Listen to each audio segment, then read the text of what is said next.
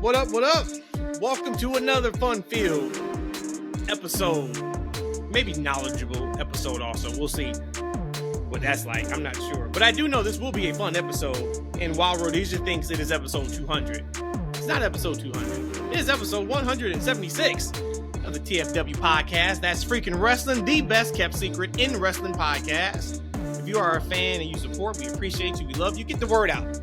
So we will no longer be the best kept secret in wrestling podcast. We are just the best wrestling podcast. Pretty much.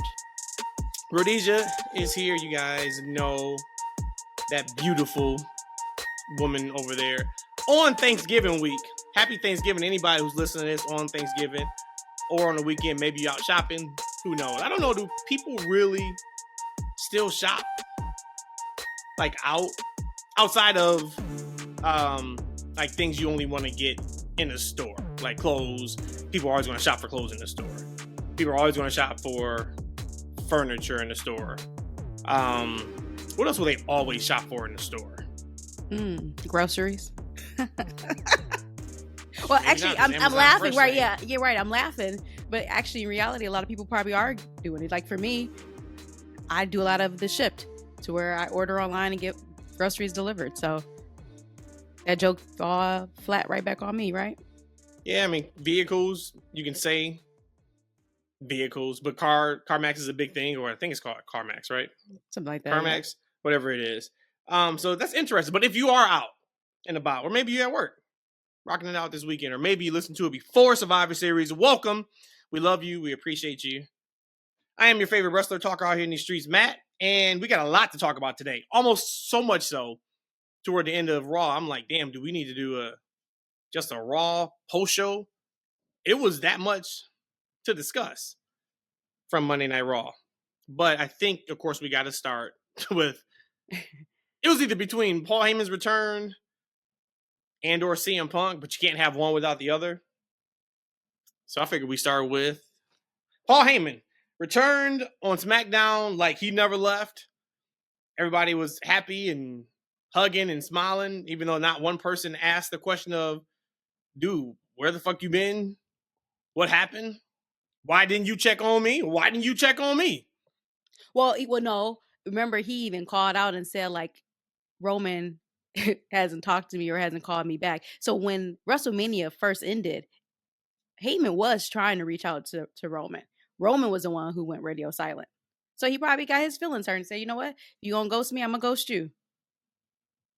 But that would have been something you would have thought. Roman would have been like, hey, man, was he just that happy that he found a fifth member that he didn't care? He ain't talked to his wise man in 8 months, and his wise man changed his phone number, and he was distraught. He was panicking. And he told his brothers in arms, if we die, we die. For one, die was on the WWE ban list. You couldn't say die for the longest time. And we heard it like three times that night. Like for real? Oh, yeah. I said on X, like, typically, baby faces are going to give you the rah-rah speech. One for all for one. There is no I in team. You know, that whole thing. This man, Roman Reigns, said, if we die, we die. At least we die together.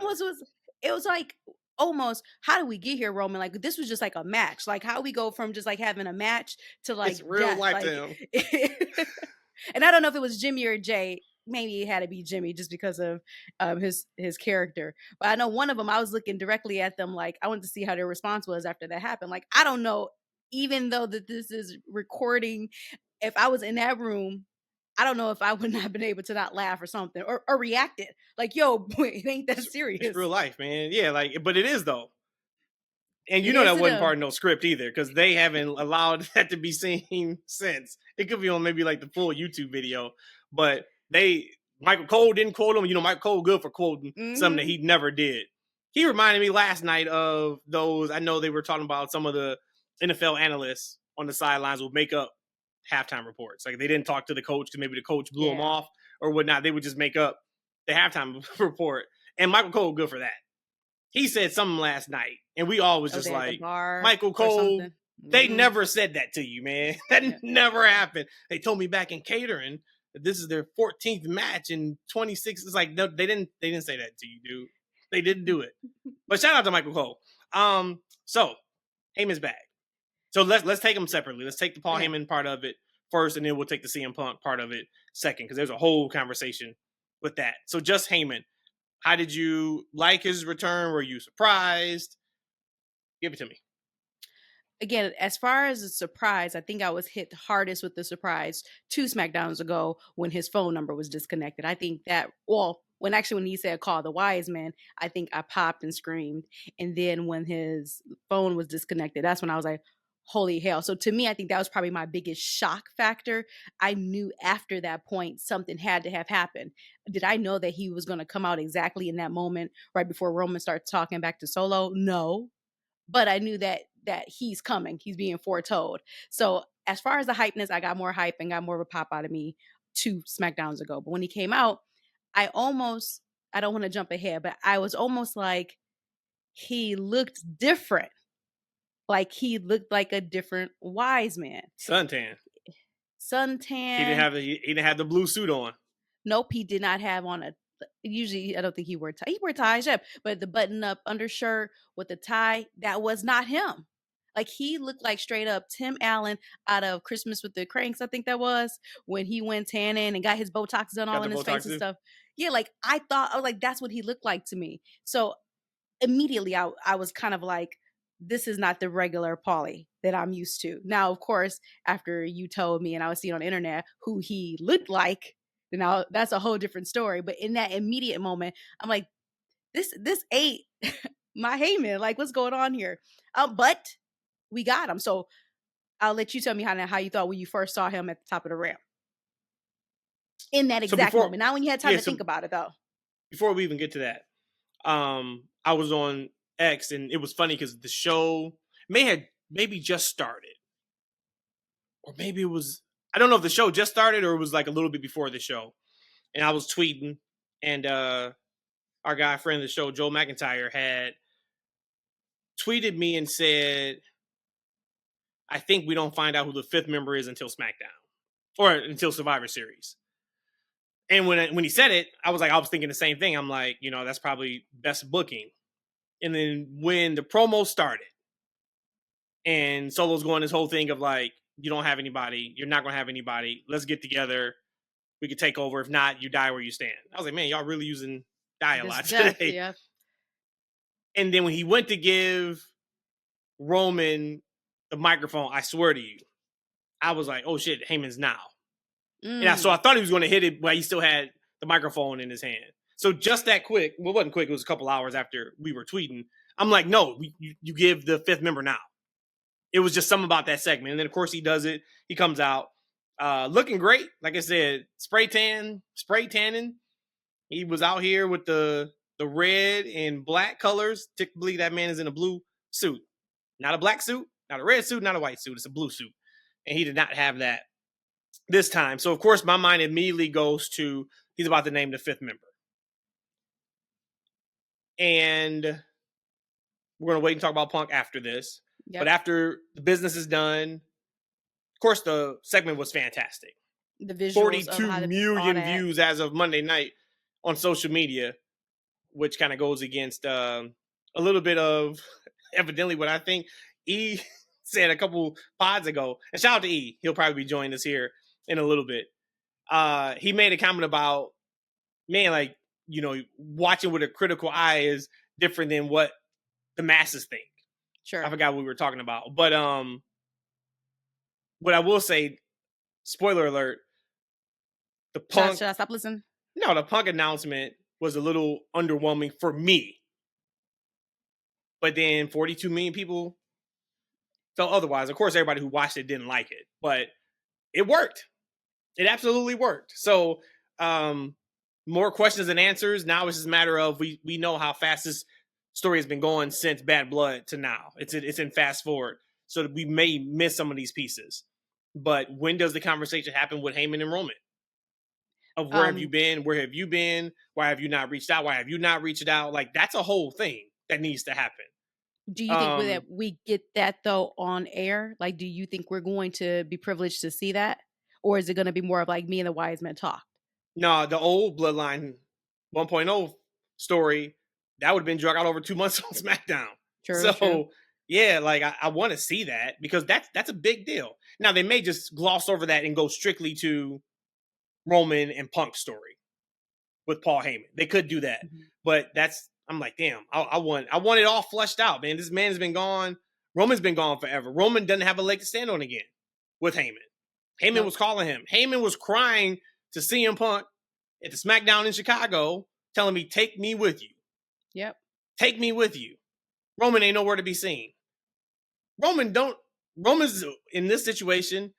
He's not the best of a friend. I don't No. want to call him a bad guy, but he's not the best person right now in this story.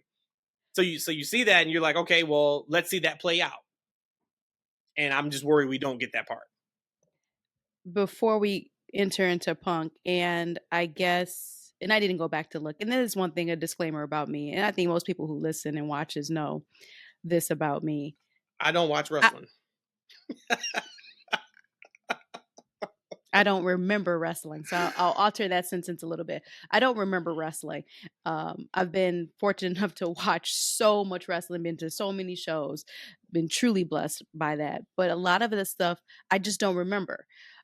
So I saw something showing that when the Shield kind of first debuted, that they came and debuted for the benefit of Punk. Do you know if that is correct or not? Yeah. Okay, Yep. so Survivor Series. outside of that, I remember Survivor Series. I remember them coming and making Mm-hmm. their statement, but I didn't know who was in the ring at the time. But outside of that, in a maybe love-hate relationship way, I thought for a hot second that it was going to be Brock Lesnar music that hit.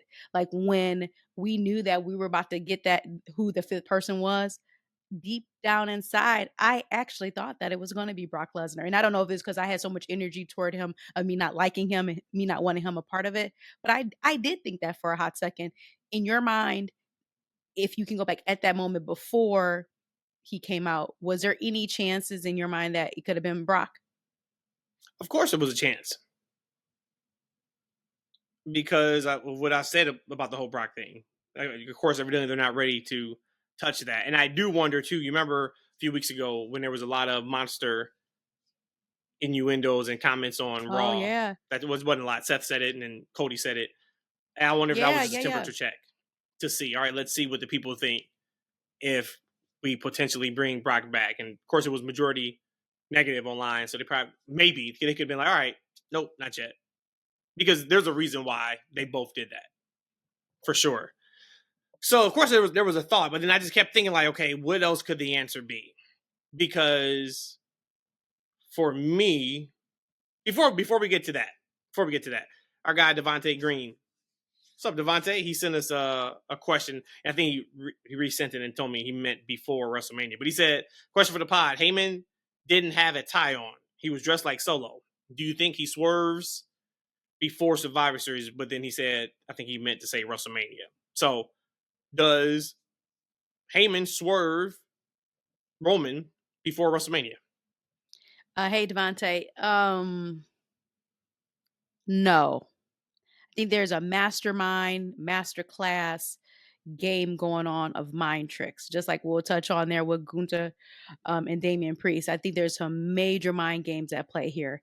And I feel like now seeing how Paul Heyman was dressed and how it's so similar to what Solo dress is like, I feel like that is maybe to set up and swerve Solo. Maybe Solo thinks something's going on behind the scenes, but at the end of the day, like you just don't touch Paul Heyman and they hurt Paul Heyman. In my mind, there's no reason why Paul will ever go on to Solo and Bloodline 2.0 side. Like there's nothing. Like the for Heyman to go over there, like it wouldn't make any sense for me, any logical sense for me. So for me, I think that's probably more so of now is Roman at liberty or has the luxury right now to know what's going on? Probably not. And this is something for us to talk about, like we are talking about now. But I do not think he's going to swerve Roman. I believe Paul Heyman, just as much energy that goes into people saying, I'm a Paul Heyman guy, I'm a Paul Heyman guy.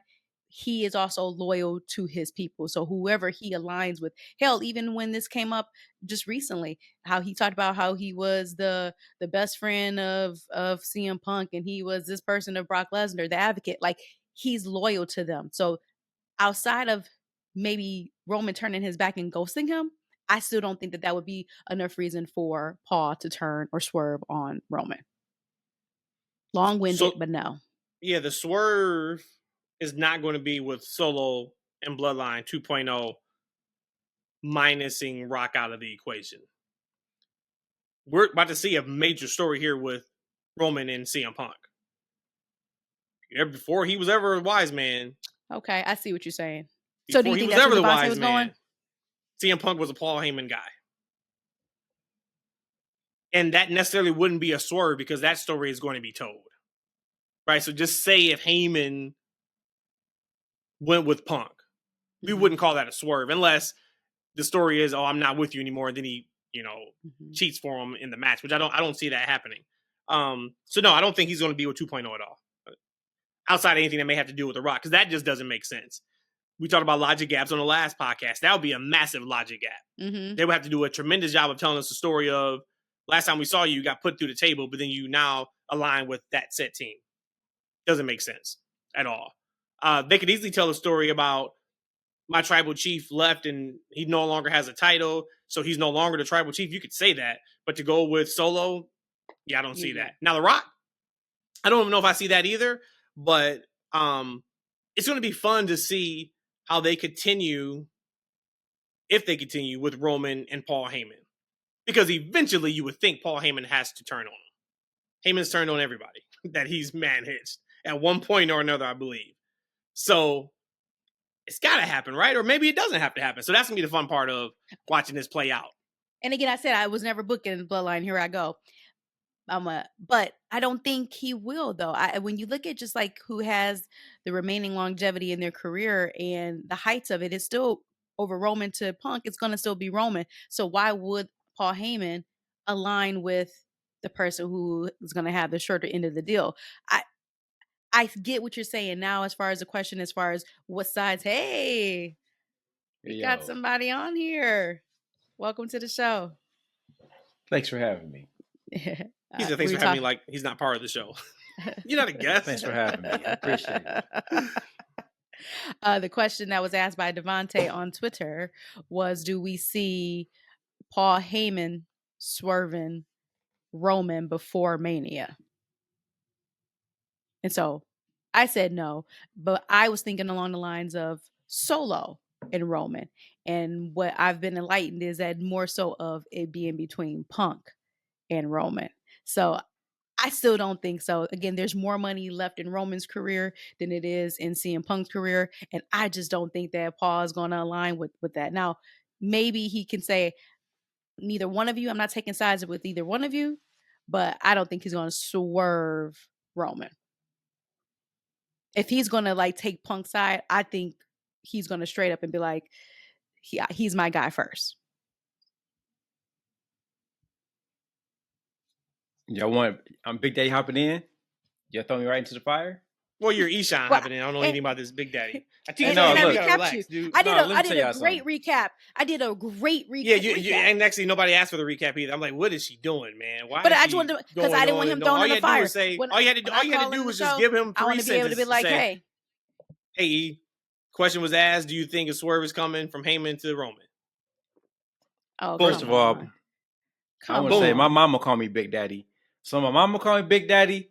Ooh. Everybody can call me Big Daddy. That's even bigger. I ain't touching that. I'm not touching that one at all. I'm not touching that. Shout out to Mama Eshaun. Shout out to her. We love her, but I love her so much. You need to stick to the facts, man. Stick to the wrestling we talking about. Paul Heyman. Listen, anybody got time for you talking about your mama calling you no Big Daddy? Hey, listen, that's my name, man. That's my name. When I came out, that's what the stars said. Big Daddy. But let me talk about another Big Daddy. You kind of like them hip hop artists. Everybody who's under 5 feet call themselves big. It's kind of like that. See, first of all, I'm 5'9". All right. So first of all, I wasn't so much height. And let me tell you something. And I'm actually taller than Adam Cole. Adam Cole is a future Hall of Famer. Goddammit. So we good that we ain't good company over here. Hall of Fame where ROH. Oh, he's gonna be Hall of Fame. No doubt. Hey, if Coco Beware can be in the Hall of Fame, Adam Cole will be in there too one day. Goddammit. It's so you just know Adam Cole going back to WWE, huh? Oh shit. That man said he was content and happy. He going back with Mercedes when she go back in. They all going together to package there. They're gonna have a whole clique. But Paul Heyman, he looked good in that little red shirt, didn't he? little red shirt, and a little black blazer. You know what I'm talking about? Came out there with the hair dye. You know what I'm saying?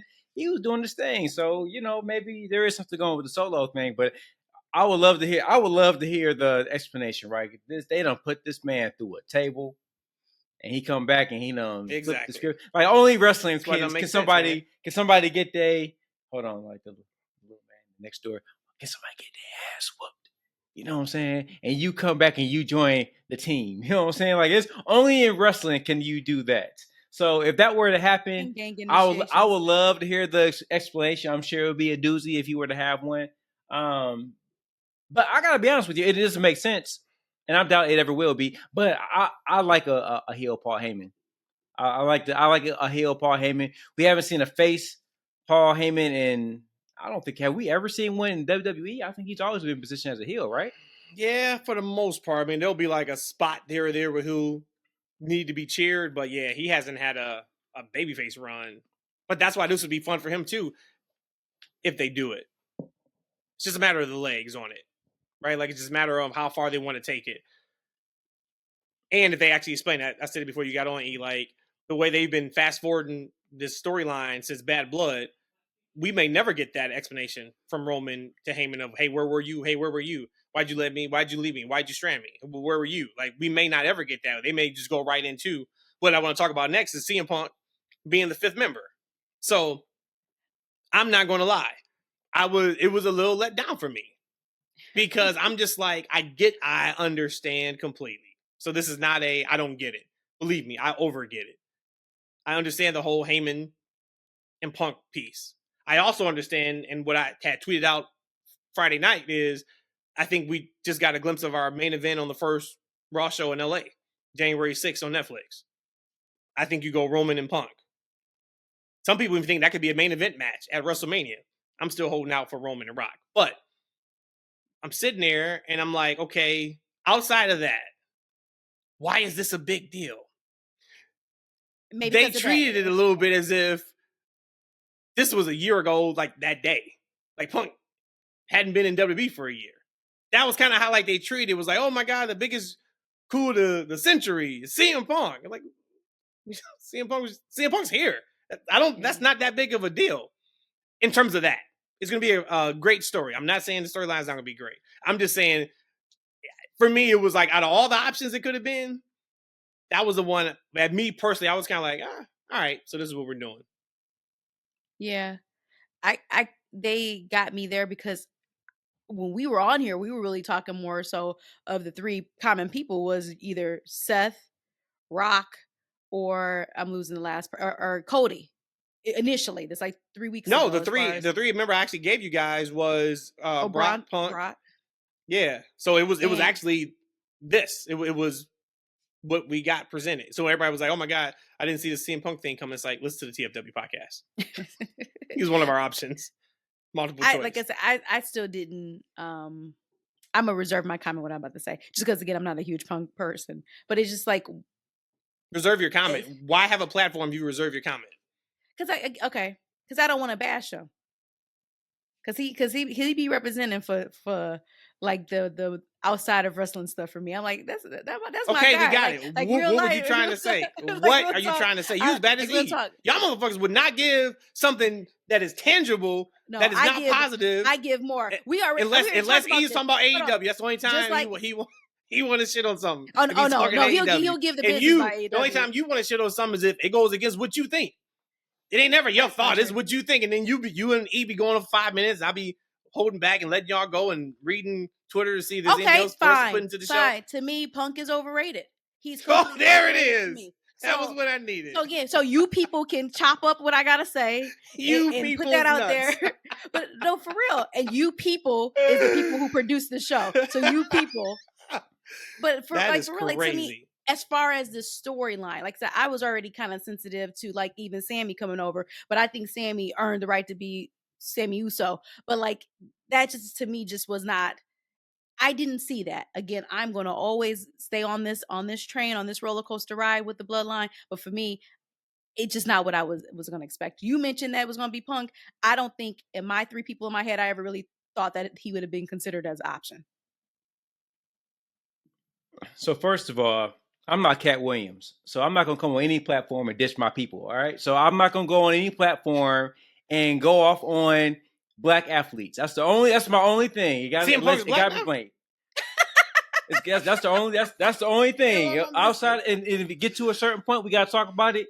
We gonna talk about it. But the freaks know I'm the 100% person that's objective to give it up on everybody, anything other than that. So these falsities that Matt be on here doing is so unnecessary. However, with the CM Punk thing, I'm a legend. When I thought about the CM Punk thing, I'm like, damn, when I was talking to Rhodesia on last week's pod, I was telling Rhodesia, I'm like, you know what, Paul Heyman, he got to bring something other than his ass, right? I said that, right? I think that's when Matt came in. I'm like, he got to bring something. I didn't necessarily think it would be Brock, for instance, but I'm like, he got to bring something.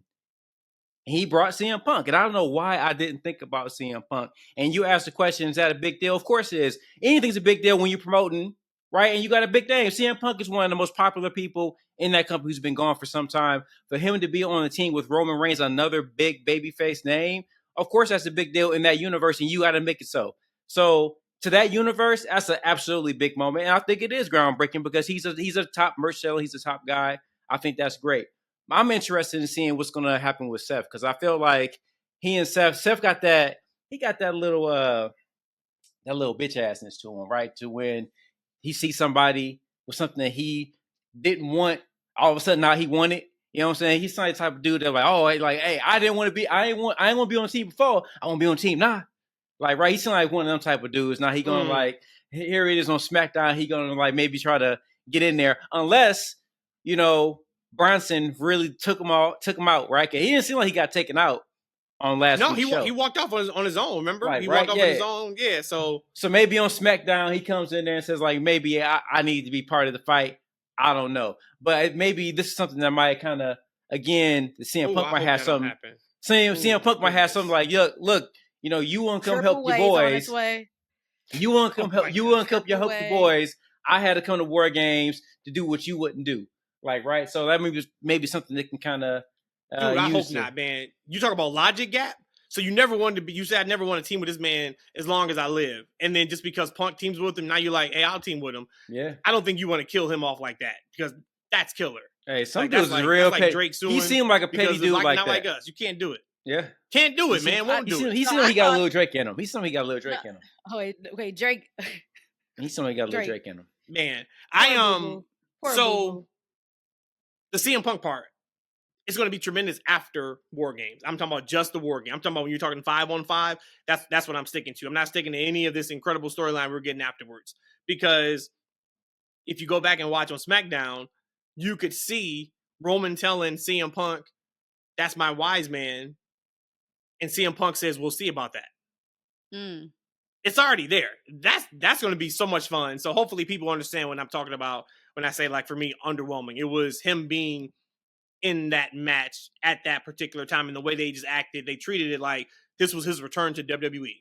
Now imagine that though. Imagine that second time trying to hijack Survivor Series. Imagine if this would have been how he would have returned to WWE. The whole last year didn't happen, and he came back. That would have been fantastic. But it is, I think it was years and a few days now of CM Punk being back in WWE. Grade his first year. Take into account the injury, or don't take into account, however you want to. What would you give CM Punk's run for the first year in WWE?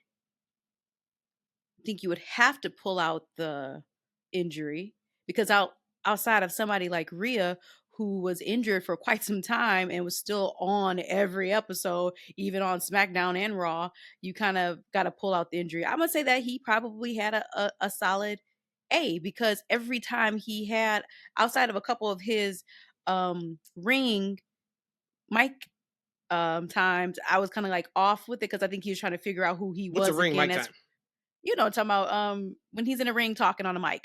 So a couple of his, his promos, okay. His promos. Got you, promos. Yeah, I was like, I don't know if she's talking about his in-ring work. I don't know if he's... No, Mike. No, Mike. So sometimes it was like he's trying to figure out who he was going to be as this new CM Punk in WWE in the second go-around. Outside of that, every feud he was in, people were there for it. People were excited. He brought intensity. He brought eyes. There's only been one feud. No, he had Drew, and he had sprinkles of Seth in there too. So every time he talked, we ain't getting to that. We getting to that though. That's coming. And that's why I said this is gonna be the triple way. With him, it's Roman, not in War Game. If they do that, I'm telling you. No, I'm talking about if they do that, what is we get that Mania? We get that Mania. So listen, everybody gonna shit on that. Got it. You got an A. No, got it. No, you got it. So I get A. Yep. Hey, it's 30 minutes in, and we got a lot to talk about. E, what you giving it? Let's go. Run down. I can't not take that injury out of the equation. Okay. Even with or without it, I'm giving him a B plus. Cause I think, like, again, he's a big name.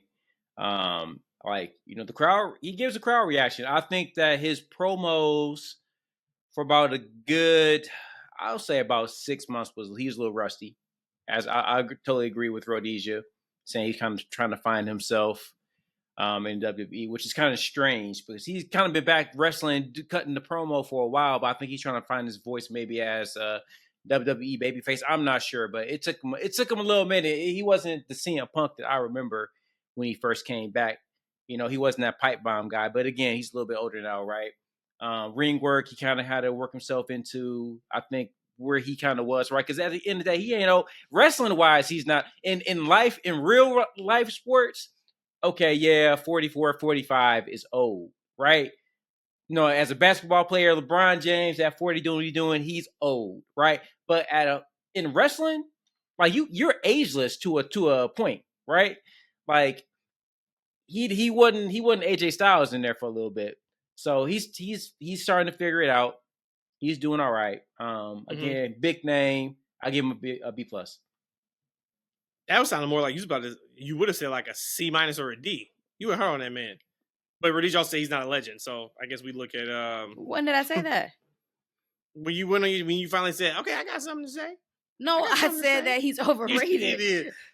You cut a horrible promo and say, I got something to say. He ain't a legend. See, that's when I said you people. See, you're gonna cut that. You're gonna spice that in there, and somehow you're gonna get me shaking my head up and down like this, and it's gonna be like me saying, "Yeah, he's not a legend." We're right in the same area. I got an A minus for him, and I'm including the injury because even without the injury, we wouldn't have seen him a ton on television. Mm-hmm. And I mean, he had a hell of a first year. Outside of him actually getting injured, you probably couldn't ask for much more from him.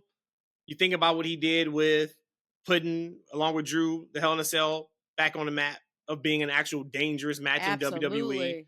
Yep. You think about just the waves he made with the promos with Seth before Seth got hurt or whoever got hurt. I forget whatever that was earlier this year. He's there, man. He's there, and looks like they're about to go right into another massive storyline with him. Like, think about that run. You go from Drew McIntyre, Seth Rollins, Roman Reigns, back to Drew. Seth Rollins. No, but in your first 2 years. That's a hell of a run. And if you guys have not watched his 9-minute YouTube video for his return to Survivor Series last year in Chicago, you got to watch it.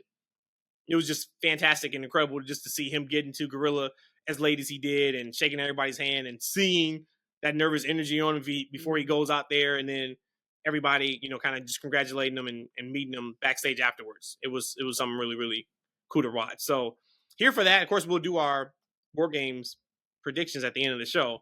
I want to go to Cody Rhodes.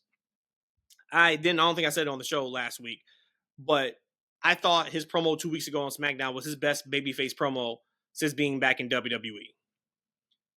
It wasn't hokey. He was serious. He got the crowd behind him. It still had that we feel to it, but he was intense.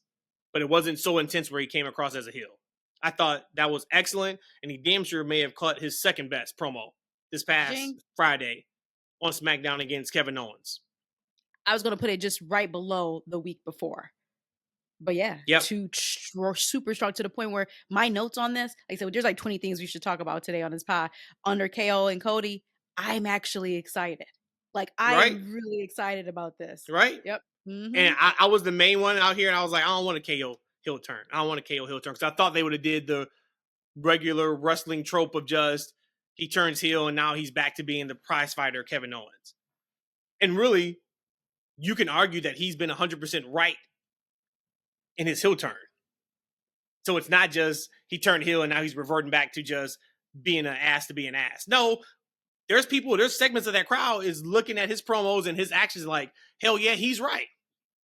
He's absolutely right in what he did to Randy Orton for taking Cody Rhodes back after KO's been there for him. He's absolutely right to do what he did to Cody Rhodes because of the feeling of whatever the case may be. So I think it's awesome. Saturday night's main event, they already announced that's going to be the main event, which is a huge main event. There's been a lot of talk, and I'm going to say a lot of subjective. There's been some talk on social media that Kevin Owens should win at Saturday night's main event.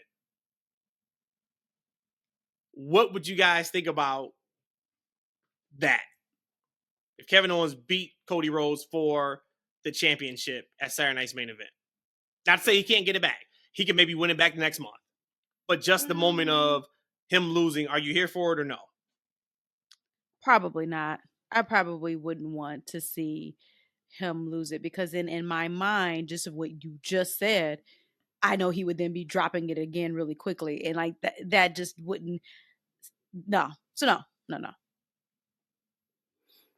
See, them type of fans, that's why y'all sit at home and don't run wrestling programs. Because y'all be coming up with some dumbass ideas. Hey, and all I love the people, if you're fans of the show, y'all a freak, y'all come up with that dumb shit. That's okay. You know what I'm saying? We all friends. We all say dumb shit all the time. We do it sometimes on the show. It's okay, but that's some dumb shit. No, you ain't gonna take that's a prize horse right there. Like Matt and Rhodesia are slowly getting on to Cody. He's been doing this for like 5 years right now at a high clip, making all this money for the company and kissing babies and shaking hands and all them things, making all this money. Yeah, he was doing this. That man was an AEW. He was doing this for 5 years. He's slowly coming around, but no, you ain't taking the championship. That's why you gotta ignore it.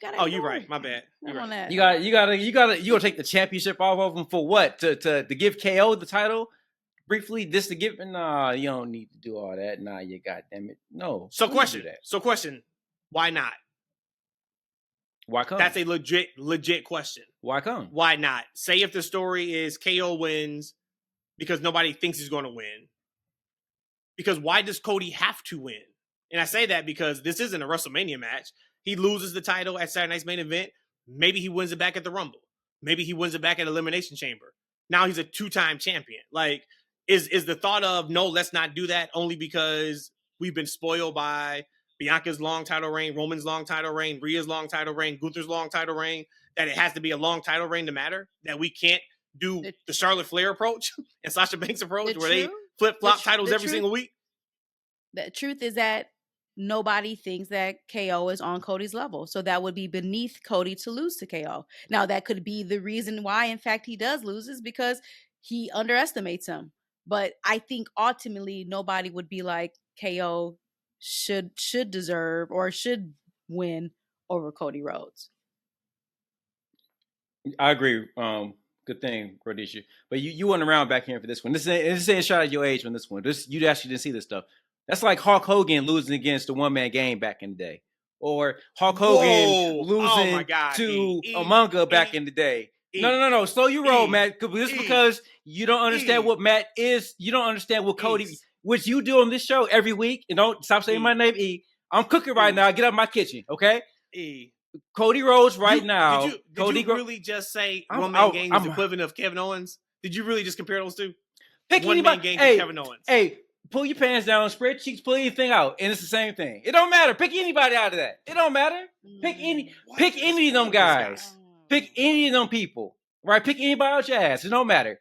That's what Cody Rhodes is right now. He is the Hulk Hogan of this moment. Now, he ain't got the longevity of Hulk Hogan or even John Cena, but right now in this run he's on, he's up there. Now, if it's how long he can last, that's the question. But right now, he's at the tippity top. So you're going to derail that for a shot?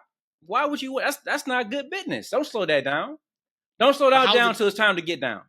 How is he derailing it though? And we got WrestleMania. If he wins it back at the Rumble, how did he get derailed? Let me ask you a question, because let's go back to Hulk Hogan. Okay. If he would have lost to any of those people, right? And he would have lost to any of those people, would it have derailed Hulk Hogan? Would it have derailed Hulkamania? If he would have lost to, are we talking Sid? Are we talking the top of the top? Because you said one-man gang. One-man gang never sniffed the main event of WWE. This we got. Let's talk about levels of Hulk Hogan. Hulk Hogan and Sid, that Hulk Hogan was the same Hulk Hogan in the 80s. I'm talking about Hulk Hogan rocking wrestling Hulk Hogan. I'm talking about Hulk Hogan on the cartoons. I'm talking about that Hulk Hogan, not the 90s and Hulk Hogan when he was already falling off the map. So I'm talking about when he was at the peak of his run. Okay, so the peak of his run, they fed him heels. Like, they made heels just for him to wrestle. Yeah. So it's not like a Kevin Owens where he's been there for a decade. That, to me, you saying that about Kevin Owens would be the same if somebody argued Macho Man should be the WWE champion, and then you articulate, like, you compare Macho Man to Coco. So you know, I need to talk to young Matt who actually was living the Hulk record. You talking as old man Matt right now who's away from that. You know that back then when them dudes was coming for Hulk Hogan, like we there was we thought there was a chance that they can beat him because Hulk Hogan showed so much. Like when we talk about the one man gang and all these dudes, like there was a chance because they was coming for Hulk Hogan. It wasn't until they got in that match we started hawking up to where okay, woo, Hulk, he got it. There was a period where there's a little bit of doubt. You thought these dudes might take Hulk Hogan out. Hey, so let me ask you this. I'm going to use this. Kendrick, sign your boy. I got you. I'm going to use your own words against you here because then what makes it then any different than what Matt just asked about some of the fans saying, why don't he win it? He being Kevin Owens win it at Saturday Night Main Event. If in real life, your young E, you young Matt thought that there was a chance that this one man, whoever could beat Hogan. Game. It was more like Earthquake. You should have seen Earthquake. Okay. I knew Earthquake was going to beat him. Hey, Earthquake, okay. man. No. Like we thought he was going to be a problem. Yeah, and then when he killed Damien too, man, that was some great TV. So what's the difference? See, now I've already said that KO was not on the same level of Cody, but I'm definitely not going to say like he's not deserving of it because I know that KO would eventually drop it again, and that makes to me his legacy more tarnished. There's nothing wrong in somebody asking that question. That's I don't think crazy. You guys are using words like legacies for just him dropping the title, and he could potentially win back in a few weeks later. I'm not saying like he needs to lose the championship and now he's not longer like in the main event at like WrestleMania. KO. I'm talking about legacy of KO, not talking about legacy of Cody. So here's KO's legacy doesn't grow or diminish if he loses to Cody. It doesn't. Cody is like Kevin Owens is the man. So like when we talk about like could Kevin Owens make a heel turn work? Of course he could. He's Kevin Owens. Kevin Owens can turn anything. He is a great talent as a babyface, as a heel character. Not the he way puts so much thought and effort. Well, no, what I'm saying is, you say he's not on Cody's level. I didn't say that. What I'm saying is, right now, whoa, no, you guys always hijack me to interject something. You said it. Why am I taking back? Did you not say it? Eshaun, answer the question. Answer the question. Did you say it or not? Okay, you're not. First off, don't yell at me. I'm doing the Rhodesia. Did you say it or not? Don't yell at me. I do not yell at you. You do that. Matt, does she do that? Does she do that? Yes, she does. You do this all the time. You do this all the time to me. All the time. I do not. You must not know what yelling means. No, he yells. He hollers. Rhodesia just like talks really fast and then like gets this thing in her eyes. I'm like, damn. I do not raise my voice. I do not raise my voice to somebody. First off, we're past the raising the voice now. We're past that part. Mm-hmm. Just say what you gotta say so I can move on to Jade Cargill. Okay, all I'm saying is you can't sit up because here now we're 43 minutes into it. We've only done one more topic in the last 13 minutes. Stop. We gotta talk about Jade. We gotta talk about Ricky Starks. We gotta talk about War Games. We gotta talk about the New Day. So at this point, this podcast will be 5 hours and 22 minutes. Let's go back. Go ahead, make your point. Let's go back to the original question I asked you. I said, then what is then the difference of someone saying that why can't KO win at Saturday Night Main Event? How long has he been champion? He won champion in April, right? So when you think about a dominant champion, you're not dominant if you have the title, if you lose the title after a couple of defenses. So this is their time to cement a legacy for Cody. We ain't talking about KO. Y'all keep talking about like this is. What my point is that this does not take away from Kevin Owens and who he is as a competitor. So also, this is entertainment too. So I'm not going to sit here and whisper because I got to be entertaining. So let me cook. All right. You can turn the volume down if it's too much. But this ain't about KO. This is about Cody and his legacy and his title run. That's what this is about. So yes, this takes away from his title run for him to lose it abruptly away after a couple of title defenses just to get it back with like another month. What does that do to help Cody in his reign? Like, right? Like he just lost it and he got it. That doesn't do anything for him. If anything, right? He is an anomaly right now. He is a white meat babyface champion. We ain't seen a white meat babyface champion. I actually don't even know, as a Cody fan, how he's working, how he's able to be this popular as just being a white meat babyface. He's like Ricky Dragon Steamboat out here. Like, I never will think at 2024 that he will be a hot champion with that kind of character, but he's doing it. So you don't want to just have him abruptly lose to get some of that steam. It's almost like, man, look, he got some magic in a bottle. Like, why would you try to like bottle that up? Let him do his thing until it's over. Because it might be soon. Hey, people might realize that, hey, you know what? White meat baby faces ain't for us. Well, I think he's going to turn before if his turn is done right, he's going to turn before the people start turning. So I'm not too much worried about that. I think they know how to we saw AEW, man. You know what I'm saying? No, this ain't AEW, brother. Yeah. WWE in this genre knows how to, or I should say in this era, they know how to book baby faces. Hey, but that was Cody, though. Cody was like, look, I ain't turning. Like, right? Like, they was booing him out the building. Well, so was this a slip up, or was this part of another crack in his turn? He told KO on SmackDown, Roman asked me for help. And I helped him. So I thought it was the right thing to do, or whatever he said. Yep. Roman didn't ask that man for help. If you remember the way that storyline went, he didn't ask for help. So, baby faces don't lie. Right? We do that whole thing. So do you think that was a slip up? Or do you think that was a moment in time for a bigger story for him going forward? Ooh. Can I go somewhere in the middle? I don't think he even thought about that. I think that just came out of his mouth. Like, outside of him maybe saying, I know Roman needed help in the moment, so I wanted to step up to that. That sounds a lot worse than Roman said he needed me. I don't think it's either one. Yeah, I don't. You know, he needed some help. The man needed some help, like, right? But he didn't ask. And he was there, and you know, hey, maybe his eyes did. Maybe his eyes told another story. You know what I'm talking about? So maybe this is part of his crack. We'll see. We'll see though. But excited for Saturday night's main event. Jade Cargill. I was actually ready to tell like some jokes because I thought this was a storyline. She's actually legit hurt. So thoughts and prayers to her. Hopefully it's not too bad. Allegedly, word is either she can rehab it and be back in like 3 months, or if she has to have surgery, she'll be out for a year. Who knows if that's accurate? Because I don't know.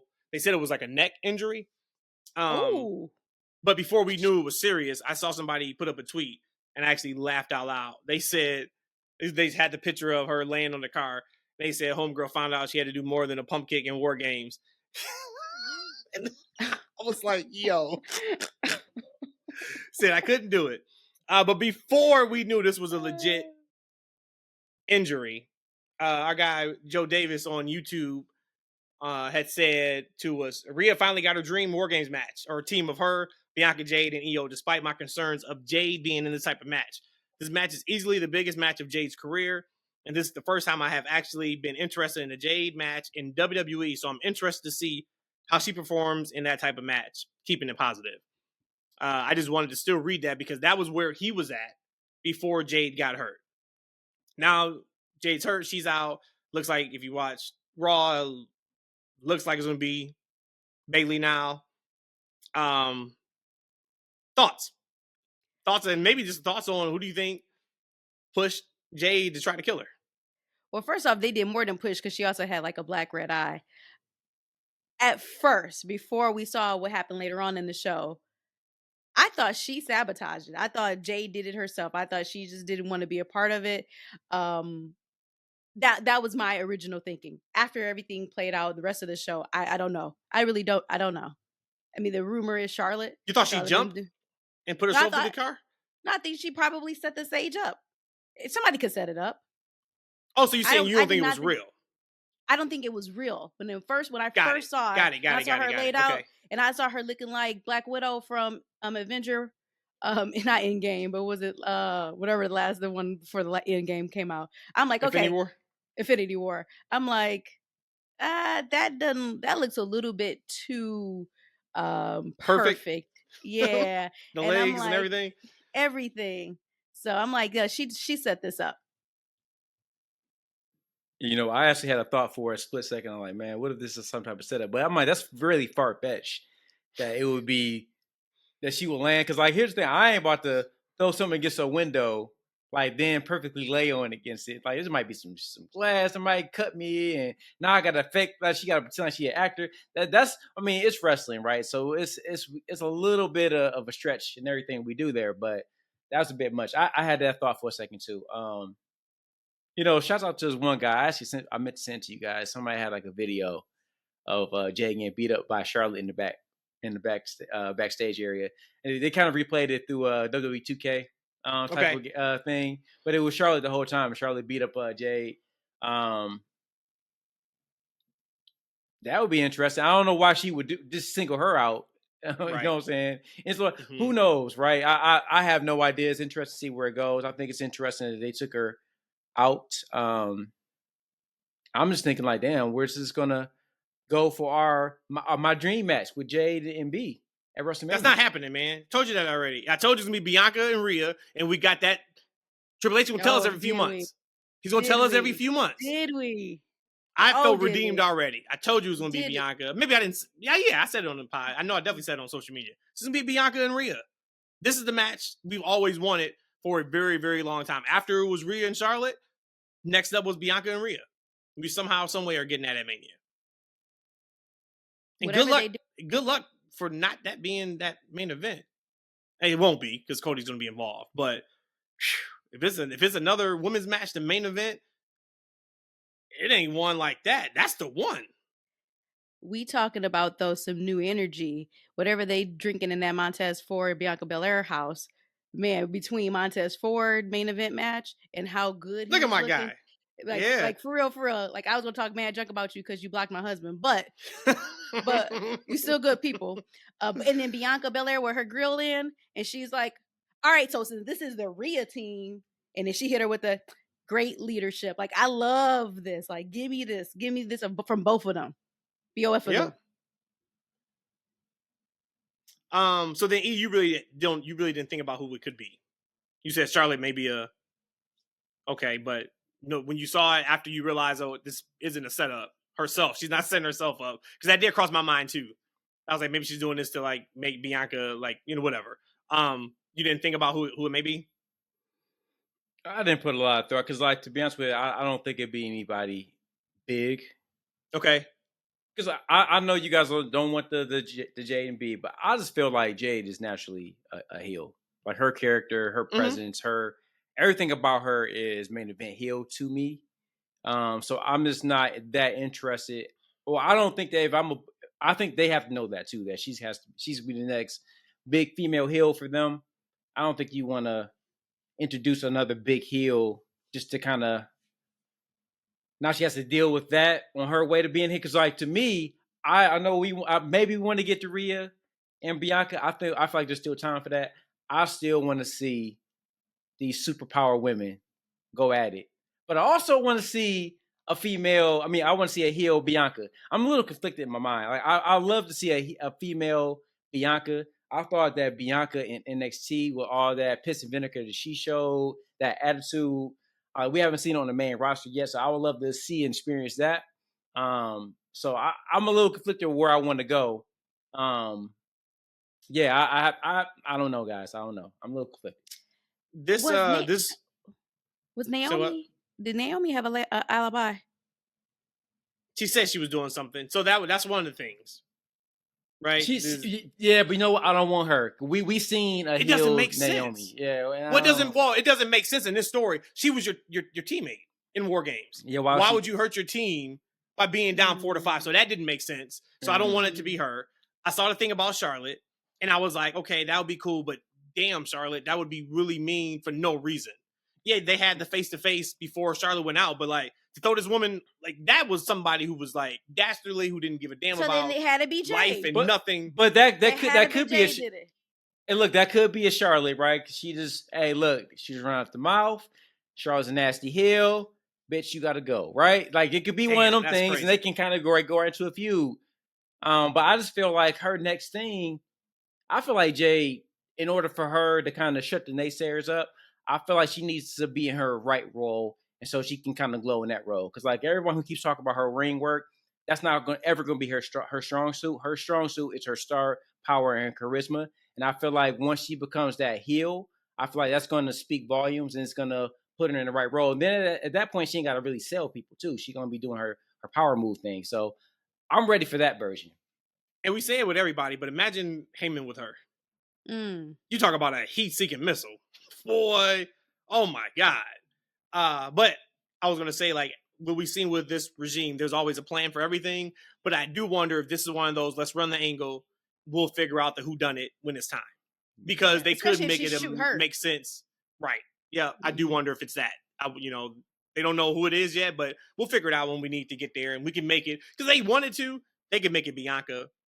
I mean, they could make it anybody if they wanted to. And you'd be like, all right, well, I guess that's what it was 4 months ago, 6 months ago, however long it's going to be. Hopefully she's back soon, because I would hate for her to miss whatever they have planned for her for Rumble season and Mania season.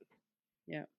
The rumor was that she's going to be out maybe a minimum of 90 days. So, yeah, they said, minimum 3 most of the year if they have to have surgery. But once again, like, who's really saying that? Right? Like, nobody knew she was hurt last week. Right. So now we know what her prognosis is. We got to just be careful on that. But yeah, so hopefully she's good to go. But I think Charlotte's ready to rock and roll. She put up a cryptic tweet of a diamond like cracking out of ice, so that you would think that means she's ready to go. Now, if she shows up, because what I thought may have happened, and it still may happen. Actually, I'm glad I just thought this so I can bring it up to you guys. My thought was, we know she did it if Charlotte shows up at Survivor Series to be the 5th woman. Because they never said it's going to be Bayley. We still got SmackDown, so maybe they can make it official there. But if we see Charlotte at Survivor Series, she 100% did it to Jade. If we don't, I don't think we see her, or I don't think she did it. A lot of women's talk. We got the IC title now named on Raw. We got the US title named on SmackDown. He talked about for the US title, he wants like a big name on it. You have to assume they would do the same for the Intercontinental Championship, because Pierce kind of really put it on thick about being the workhorse, et cetera, et cetera. We didn't get to this part when we just talked about the U.S. Championship. I think we were, saying we were happy about it. Is it too many titles? Have we hit the point in WWE of being too many titles? Yes. And yes and no. This is where it gets tricky on making sure I articulate what I feel deep down inside. It should not have been taken to 2024 for us to have a United States Women's Championship. Whatever, that's a newer championship. So I'll renege that comment there. But it should not be taken to 2024 to have an Intercontinental Women's Championship. So to me, we should have already had these championships as women. But when you bring them both out back to back like this, it almost feels like you're trying to right a wrong that should have already been fixed. Now, someone will say, well, hey, if they're trying to right a wrong, then shouldn't you still be happy with the end result? Yeah, I should still be happy with the end result. But to me, now it is giving me the vibes and all the feels of AEW of now you have all these championships and what do they really mean and matter? So right now we talking about how the U.S. championship needs to go on. Hell, I think E was talking about putting on Charlotte, give it to somebody super big. And I'm like, no, it's not going to go on that. But now you're going to have to match that with the Intercontinental Champion. If not, you are now telling us up front which championship is going to matter more than the other based on who is the inaugural person of it. I just think that it's not too many championships, but it's just too many championships at one time. This should have already happened.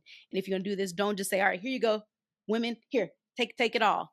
No, the rollout to me, E for execution, A+ because you're doing something to make it more fair for women, or make it more light and shine toward the women, because there's still some really great women. And you talk about the NXT crew that's going to eventually come up to the main roster, then absolutely they're going to need those championships. But just dropping them back to back like that to me just told me that really what is the value of these championships outside of saying someone can put a belt around their waist.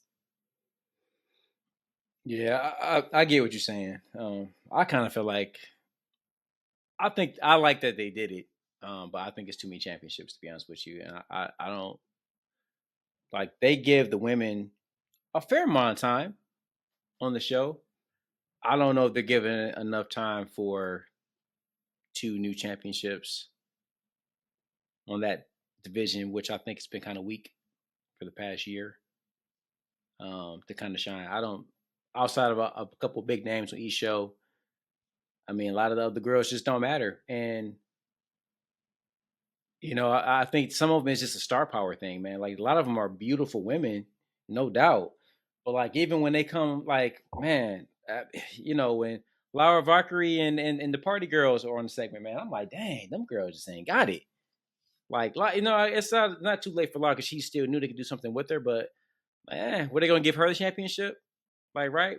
And so when she wrestles against one of the Spitfire girls, now it's a championship on the line. Like, right, there's no more character investment in the actual match. And the championship is too new for it to really mean something to anybody. Like, right, like when you talk about these championships, this ain't like back in like the 70s and the 80s where if you're given a championship, that automatically means something to the eyes of the audience. Like it just doesn't. Unfortunately, WWE or Vince McMahon, he crapped on these titles for so long, they would just consider props. Like, right, they would just consider props to where now, like the wrestler has to build up these championships to make them matter. And I just don't. I know they have every intention for that to be the opposite. That they're gonna make these dope women ICs, brackets and US brackets, and I know they're gonna try their damnedest, right? And the women involved are gonna try their damnedest. But man, like I wish they would have tried their damnedest to get these women over first, like right to make them mean something going to these tournaments. Because if they're just gonna give titles to the hot women that's been on top already, it's gonna be more of the same.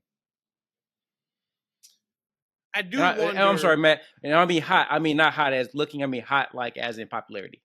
Yeah, no, for sure, no doubt. I think I'm interested to see their plans on the belts going forward, like all belts. So if you think about Liv, she's the women's champion. She is very heavy driven on TV. Not many matches. If I'm mistaken, tell me. Cody Rhodes is in some really awesome stories now. He's been in the last few months. I don't think he's really wrestled much on TV. We know Roman didn't wrestle at all on television when he had the title. Gunther wrestled his ass off as the IC champion. He gets the world title. He ain't wrestling too much on television. I wonder if the plan is because they have proof of concept. Fans enjoy great long-term storytelling if you do it right. Saw it with Gunther in the IC title. Saw it with Judgment Day for the last year. We've seen it with Roman. We've seen it with Cody. We've seen it with KO. We've seen it with Randy. We've seen it with Punk and Drew. Okay. We can tell a great story. They don't need to wrestle on TV. We can get other people to wrestle. Maybe that's what this is going to be is, hey, when you become world champion in WWE for the next few years, you're going to be light on wrestling on television. You're going to be very, very story-based, but our IC champions, the next, go round bottom, our US champions, those are the ones that we're going to be seeing wrestle on TV a couple times a month. So you're saying this is like a solution for us fans saying certain champions are hijacking the championship because they're I not really wonder. I really wonder because when you talk about the timing, I'm like, well, if the timing is this to get it ready for Rumble season, Mania season, we need to put it out there. And we have our mixture of what we need. We know what we're going to do. 60% of the stories is going to go to the main titles. Well, that means they're not going to wrestle that much. Okay. So then what else can we do? And while elevating to Eve's point, hopefully getting a Lyra Valkyrie back up where she needs to be, where she was in NXT. Getting people like Chelsea Green more ring time if she's one of the champions. Just so that could be what we see. And I think if it is, that's a win-win. That's a good thing. If that's what it is, then that's a good thing. Yep. But if it's not, we're in trouble. That makes a lot of sense because you're right. The world champions haven't been on TV wrestling, more so the PLEs, right? But we just got Braun Breaker and my man. What's my man's name? Ludwig.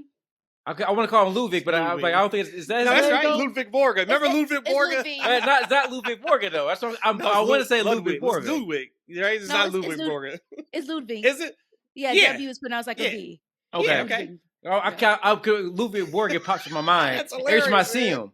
Yeah, that's how I'm saying. We've just said his name more than all wrestling podcasts put together combined. I can promise you. That's how you know you're getting old, man. You just be saying these old ass names that you don't never say in regular walking. They just pop out of your mind.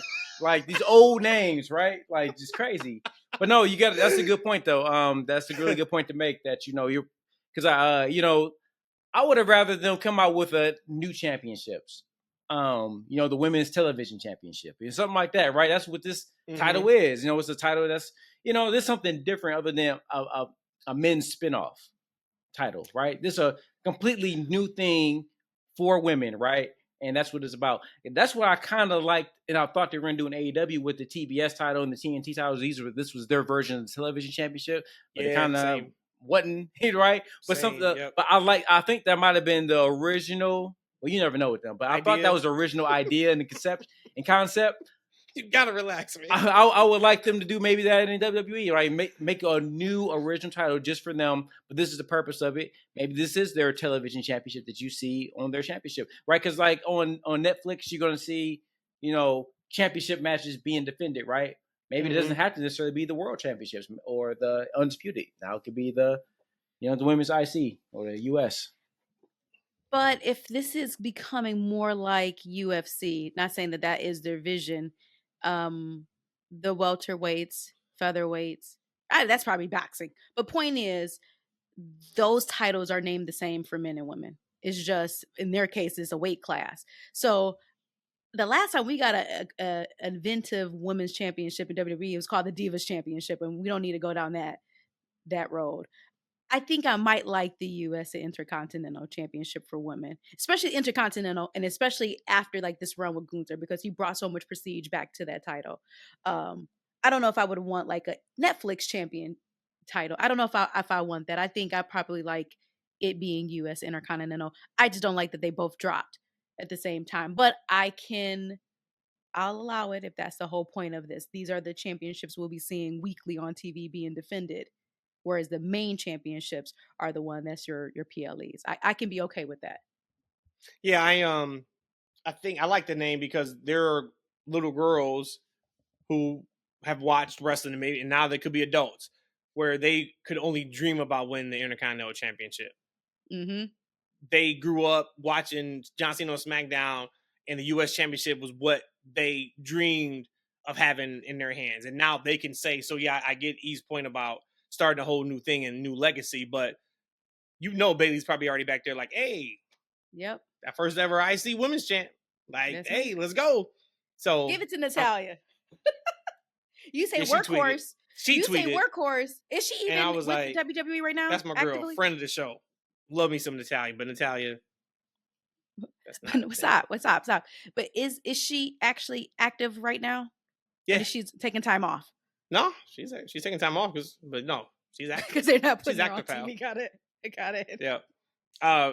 He brought up Braun Breaker, man. God, yo, the control of that man's body, and that is the most impressive thing about him to me, is the control he has of his body. And you have to have control of your body to be a wrestler. If not, you'd be killing everybody you're in the ring with.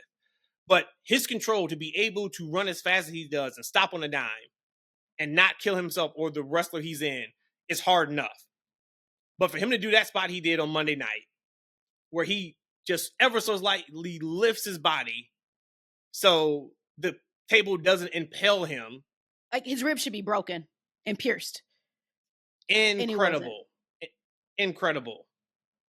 And like he keeps trying to bait me because he keeps making these little snide remarks about AEW when he's making a point. He's trying to bait me. And I'm not going to be baited, but what I will just say, and this is not a comparison thing, but I'm about to compare. There was a spot with Ospreay and Kyle Fletcher on Full Gear where Kyle hits Ospreay with a brainbuster on the top turnbuckle and then proceeded to then tombstone him outside the ring. And neither one of those were the finishes compared to Braun doing what he did to himself. They made a really big deal out of that for the rest of the match. Yeah, he didn't lose because of it. But when I just talk about the mileage to get out of something, if you're going to do that brainbuster on the top turnbuckle, that should have been the end of the match. At least. The tombstone on the steel steps should have been the end of it. At least. Find a way to roll him in the ring, yep, and then pin him. I mean, yeah. So not the dog pile, because we made dog pile with this whole Ricky Starks thing.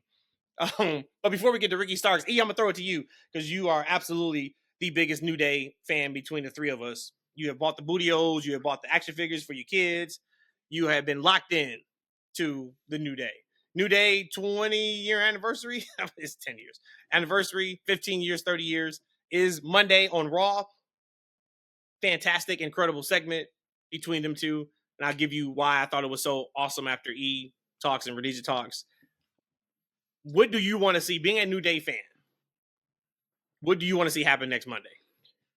So I gotta be honest, I didn't see the segment from this past Raw. Ooh.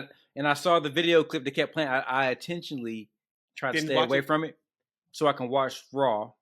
And I turned it on this morning, fell asleep halfway. I thought I woke up and saw everything, right? I thought I fell asleep during the commercial. So I guess I didn't see that part. So I'm gonna have to go back. Okay, no. What we're gonna do? What we're gonna do is I forgot all about that part.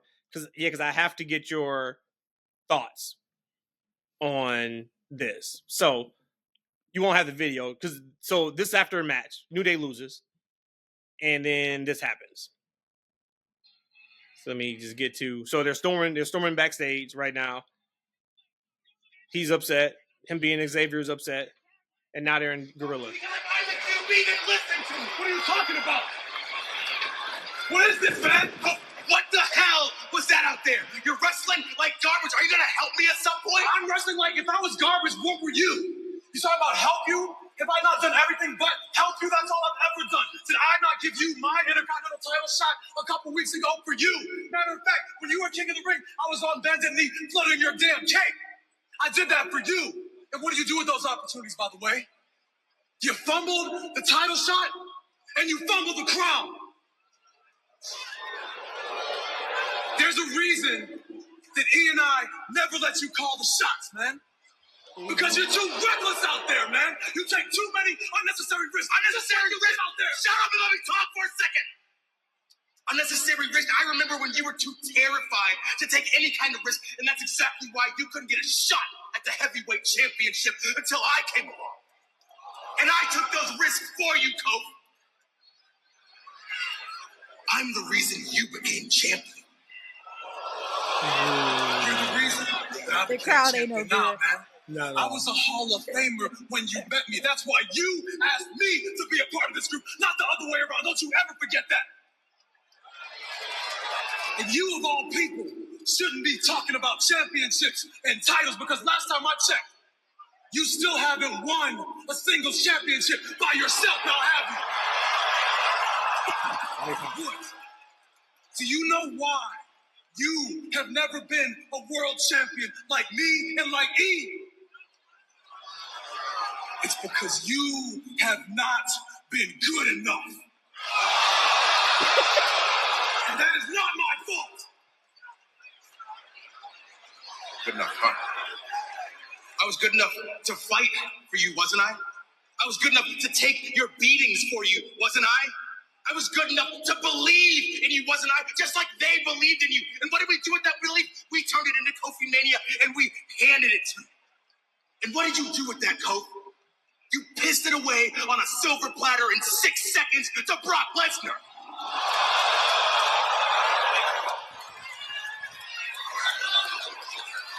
I swear to God, if you were anybody... If I was what, Kofi? If I was somebody else, you'd finally get mad?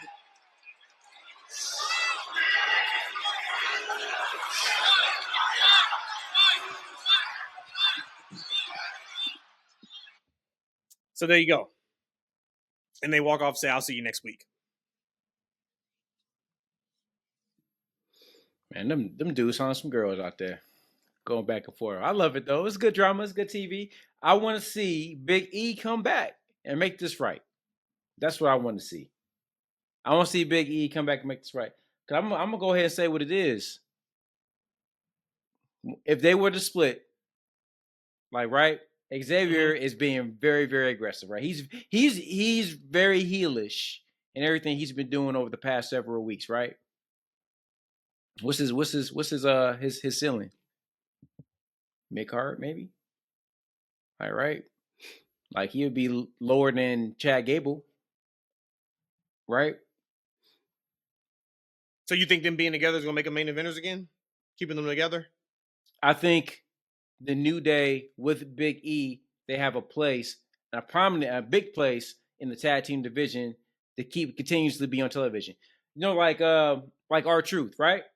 When you think about R-Truth, he's valuable in what he does. His segments, they always find something for him to do. There's always a place for him. There's always a spot for him, right? It's television. There's always a spot for him. I don't know if there's a spot every week for a lower card heel. Got it. Okay. So your thing is, hey, E come back and make it right. Rhodesia, you're booking next Monday. What do you want to see happen? I just want to say that the 6-second line was like not like us. I think that was a kill shot right there.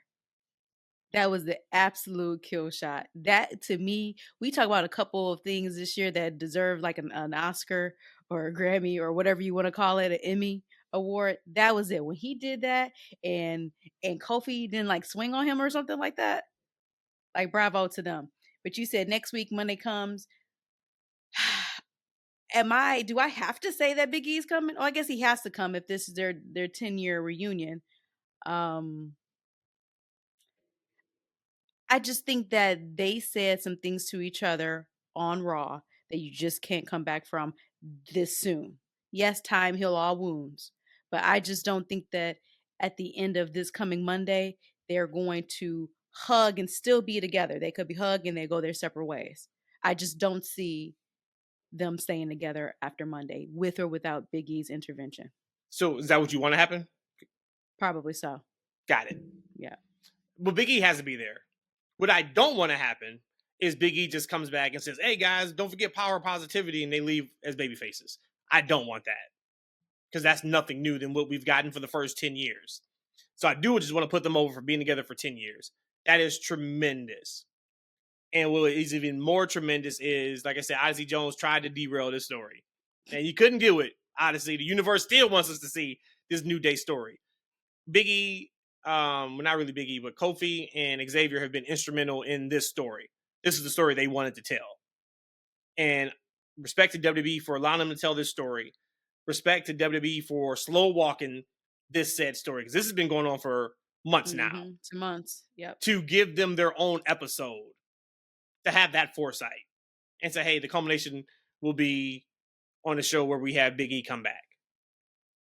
I think that's awesome.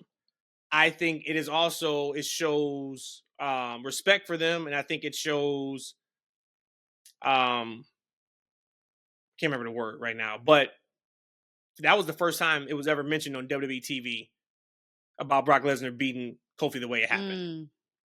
And for it to come from Xavier Woods to say that. It's not and mention Brock Lesnar at all. Yeah, like right? that is really, really fucking cool. For that to not have been used before, because Kofi on numerous times when somebody is around him that has mentioned the championship, he would make a face, he would grimace, he would do something to the effect of kind of alluding to it, but never saying something about him having an issue with it. So for no other promo that Kofi was in, or no other rivalry or feud he was in, for them to mention, and that's why he lost the title in 6 seconds to Brock Lesnar. For it to come from Xavier Woods this long away from it, I thought was excellent. I thought both of them told the truth about each other. So that's why I just don't want, now I don't know if I don't think I want a heel. I don't know what I want from them. I just don't want it to be, like I said, Big E comes back and gyrates and just says power positivity, and then he gets them to be cool all of a sudden together. I don't know if I want a heel turn. I don't know if I want a whole heel group. They have more shine right now and more spotlight and people's interest more than they have had in a very, very long time. I just don't want them to lose it. That's probably my biggest takeaway for next Monday. Hey, it's back, man. Let's do something with Big E. Look, right now with the tag team division, right? If you could bring Big E back, because I feel like when they took Big E away from the New Day and put him on his own brand, and I get it, right? Because you want Big E to kind of stand by himself. They want to build a brand new star, and like Bobby Lashley said, we over, black champions, like right. He's a champion. We normalize this thing, right? Now you got him standing on his on his own. He's doing his own thing as a normal champion. Like, right. But I think the New Day tag team, I think Kobe and Xavier haven't been the same without that. I feel like there was an energy that they shared between the three of them that really made them whole. Like, right. So to be able, and it's been what, I wouldn't say how long has it been? About at least 4 years now. Maybe 3 or 4 years. I'm gonna say at least two. Yeah, because remember, he was a champion because Big E had the title. And that was back in 2020? Was that before? That was before the pandemic. Or was it? It was before the pandemic, right? There was a crowd. It was a crowd there, right? So that had to be between 19, right? Or was it 2022? Was it 2 years ago? Yes, I know it was at least 2.5 years well, ago. I know it was before. It was after the pandemic. We went to the house show where Matt took a picture with him, and Roman was main event, and he had the Universal Championship. Oh, so it's been 2 years then. So it's probably been 2022. Yeah. Okay, so it's been 2 years since they've been broken up, right?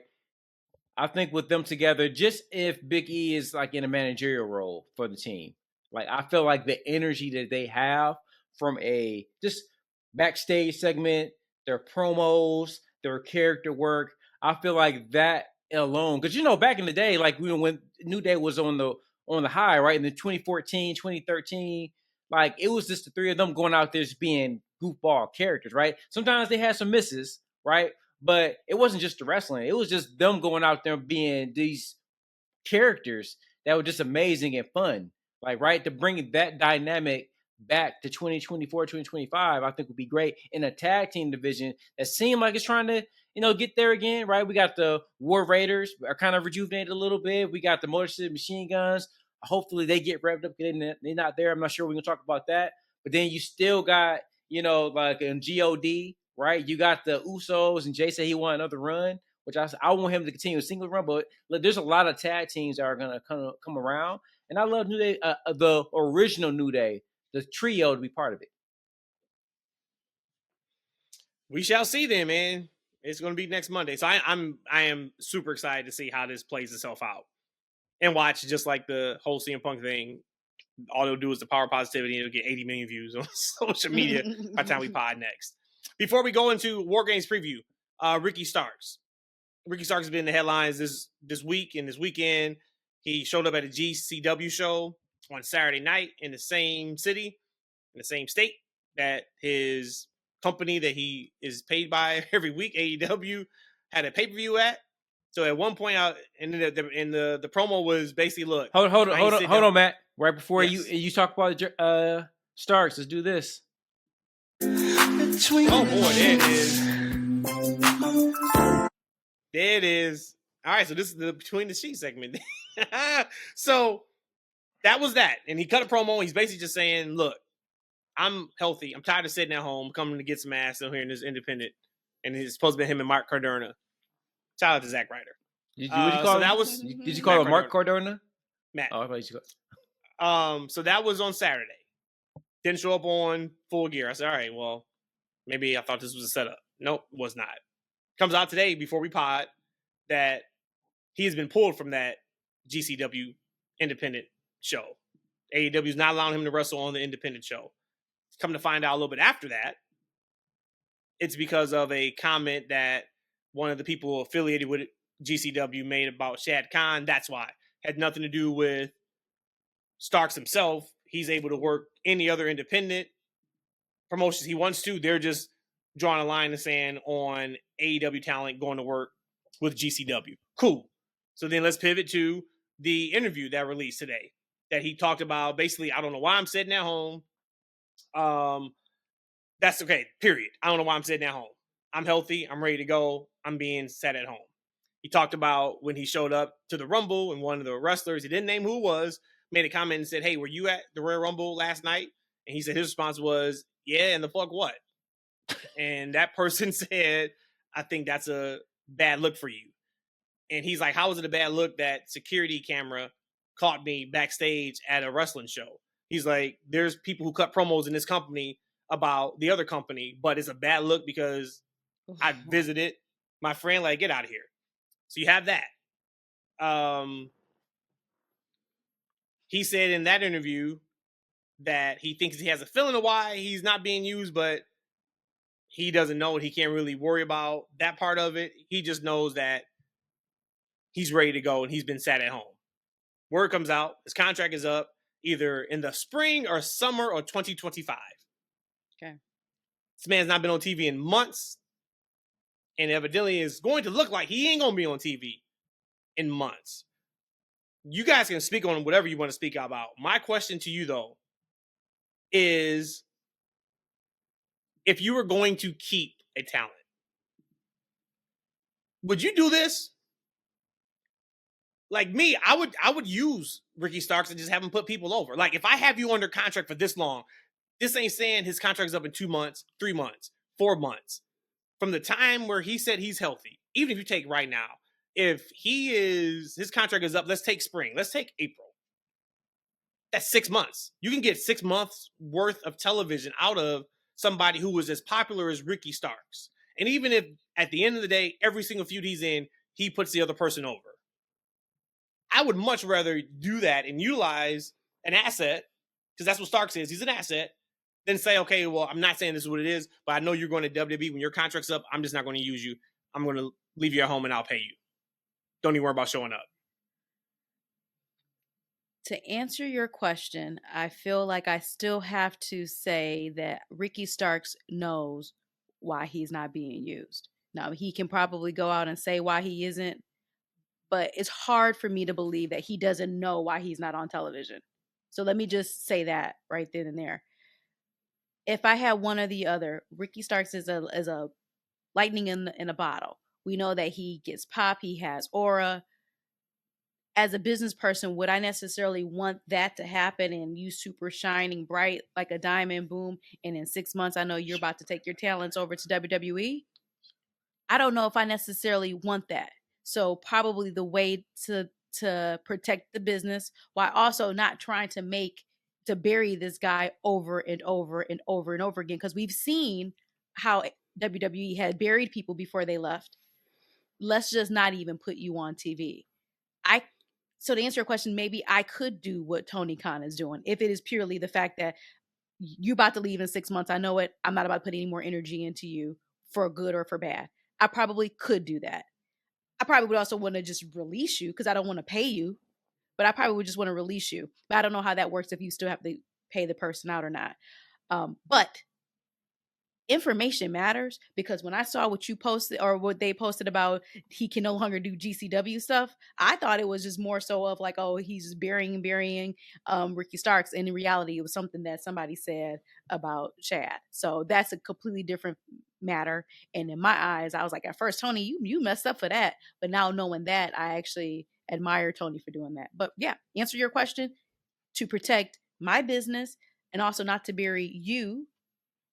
Yeah, I probably say stay at home. That's what we're doing with Monty Williams. Go ahead, sit at home. We'll pay you. Man, so I want to go a little further back. They asked Tony Khan about Starks some time ago after one scrum, and he said, "I'd love to have him on TV," but it's not like he said something like it's not my decision or something like that. Like, right? So fast forward to where we are now. Like, he's under contract, and Ricky Starks doesn't know why he's not being used. So somebody lying, right? Maybe they both lying. Because Tony, here's the thing: Tony's writing this man's checks, but he don't. It's not and his storylines, and the storylines. But come on, dang, it ain't up to him, right? Or maybe it is. Maybe we saying is that, look, unless he commits to a long-term deal, I ain't got nothing for you, and I'm sitting you at home. Maybe that's what he means by it ain't up to him, because he can't make him sign the contract, and that's the parameters he has set. But my only problem with it is this, and this is why this is between the sheets, right? Because we don't know what's real. We're not there. We don't know the contracts, the conversations, etc. Right? We just knowing what's being heard, right? And we don't know where this information is coming from. If it's legit, is this people talking and speculating?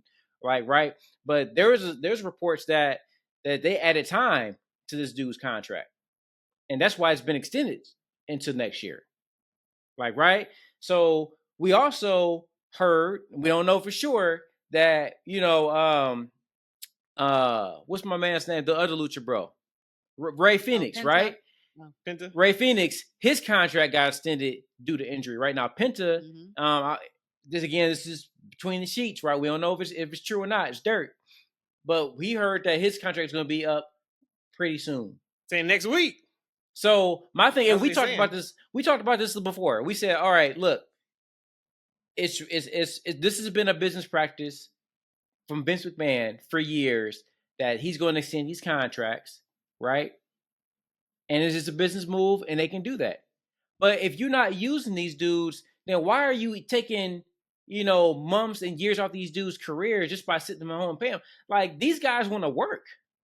Like, if you're not going to use this man, let him get this man off your payroll. Tony Khan, I understand you got the bread. Look, you can't use the people you can't use people that you want to use. You're not using this man. Let this man go somewhere. Let him build himself to another commodity. Like, right? And maybe y'all can do business another time. But now is not the right time. You don't have room for him anyway. Look, they got Kenny Omega talking about going to New Japan, and he's saying that the best wrestling in the world is in New Japan. Last time I checked, EVP, that's your home. That's AEW's tagline with the best wrestler. You saying the best wrestler in New Japan. However, I digress. But Kenny say they don't need him. Oh, shit, they don't need Ricky Starks either. Let that man go. Let these people go if they want to go, right? I get that Vince McMahon was doing this shit, but Vince McMahon was a dirtbag. He was a scumbag. Like, he should have let Luke Harper, Brody Lee, Guy Russell, he should have let that man go a year and a half before he got to AEW. He kept that man under contract, didn't use him, like, right? And then, unfortunately, right, he passed away, and we didn't get the best of him. We could have got multiple years of this man at a high level, but he had to sit home for a whole year and a half and not be used. Like, man, time is precious. That's why I get mad when people talk about, like, what's important, man. You know what's important to me? My God, my family, God damn it, and my time. Don't play with my time, man. And you wasting this man's time. If you want to waste your money, feel free to keep signing people to $6 million contracts and make them jobbers. Do that enhancement talents. Do that on your own time, man. Let these dudes go. Let these dudes go. If Ray don't want to be there and you're not going to use him, let the man go. Right? Because there's multiple contracts coming up. Sign somebody else, man. Like, be better than Vince McMahon. Vince McMahon was a dirtbag. He is not the blueprint. All right? That man got his company taken away from him. He got his name smeared. And he is issued a dirtbag. Tony Khan, do not follow that blueprint. Be a better man. Let these people go. Let these people go. Well, he's already following the blueprint, unfortunately. And that's why you got to be careful. And I'm careful of not saying humble, because humble is not the word that we use when we try to tell people to be humble. You don't want to be humble. You don't want that. But you do want to have some respect and understand what you're saying and how you're coming across. Because a lot of what Tony Khan used to talk about is come back to bite him in his ass a little bit. He made WWE look like this evil company, which at times it was, and maybe it still is. Who knows? And it was like, we're the alternative. We're not going to do that. Keeping people under their contract and putting more time on the Phoenix deal because he's about to sign with WWE with Penta is like something that WWE would do. And you always want to be on the same side of the talent and not the company. Always. But you look at that. You look at what he's doing with Starks. Kind of the same thing.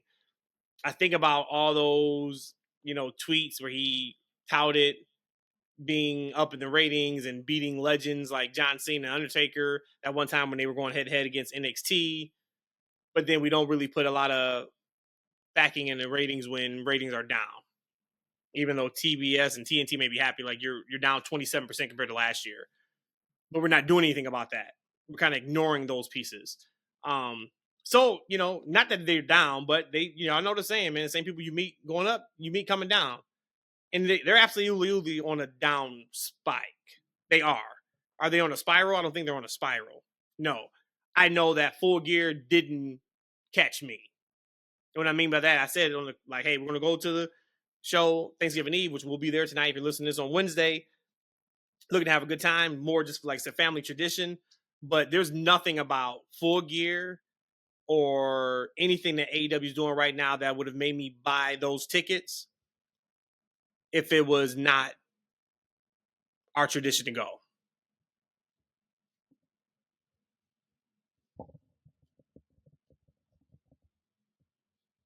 It was nothing that made me want to get tickets to spend money on anything AEW right now.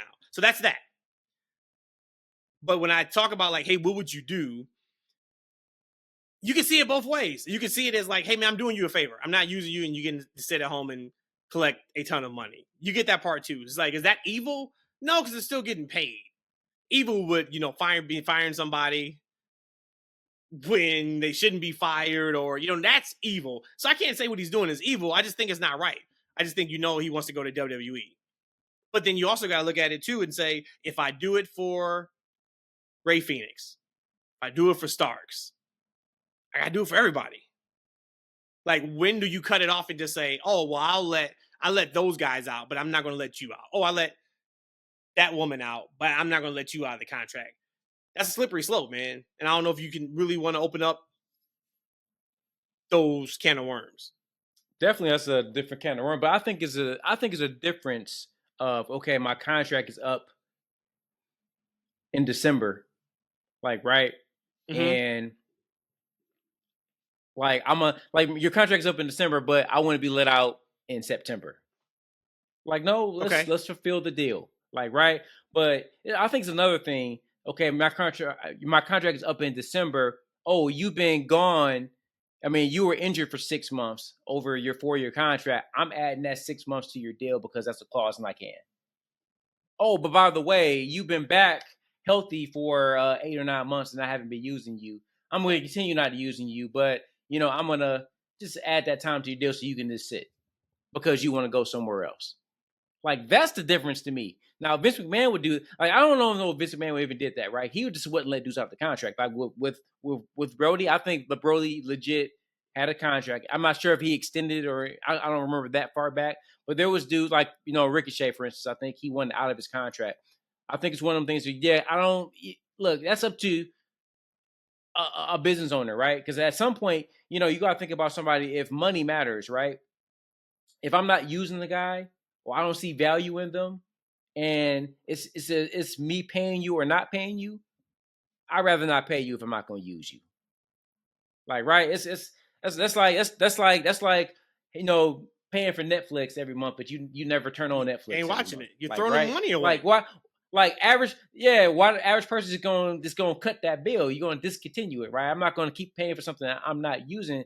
And that's what you got to think about in this scenario, right? Like, hey, am I using this talent? Are they valuable? If not, cut them.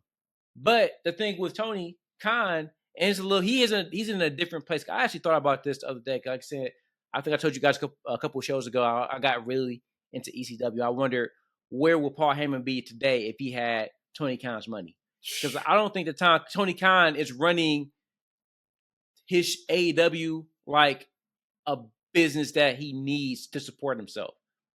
Like, right? I don't know if how he runs it, if he cares if he's making $1 or not. For me, I feel like this is a passion project. And he has unlimited funds to pour into it to see his vision that's true to himself. And that's a great place to be. I would love to be able to spend money on something that I love and not necessarily care if it's financially successful. Like, right? I just wanted to be true to me. I think if Tony Khan had was Vince McMahon, right? When he dependent on this thing for his lifestyle. Oh, completely different. I think it'd be completely different. Completely different, man, because Tony Khan is doing what he loves to do, right? The way he sees it. And there is a market, a sizable market, that people that agree with him. So it's not like this is a dying business and it's like, dude, you need to turn your business around or you're not going to be able to turn the lights on tomorrow, next week. This is not that. But this is to your point about making decisions. Are you making a decision to put smiles on people's faces and make them happy? Or are you making a decision to put smiles on people's faces and make them happy and also make money? And yes, he wants to make money. He said he had to draw up a business plan to get his dad to sign off on AEW. But when you just look at some of the decisions they make, and we love it as hardcore wrestling fans, right? It probably doesn't make financial sense to get the Final Countdown the way he does. We know how much money that costs.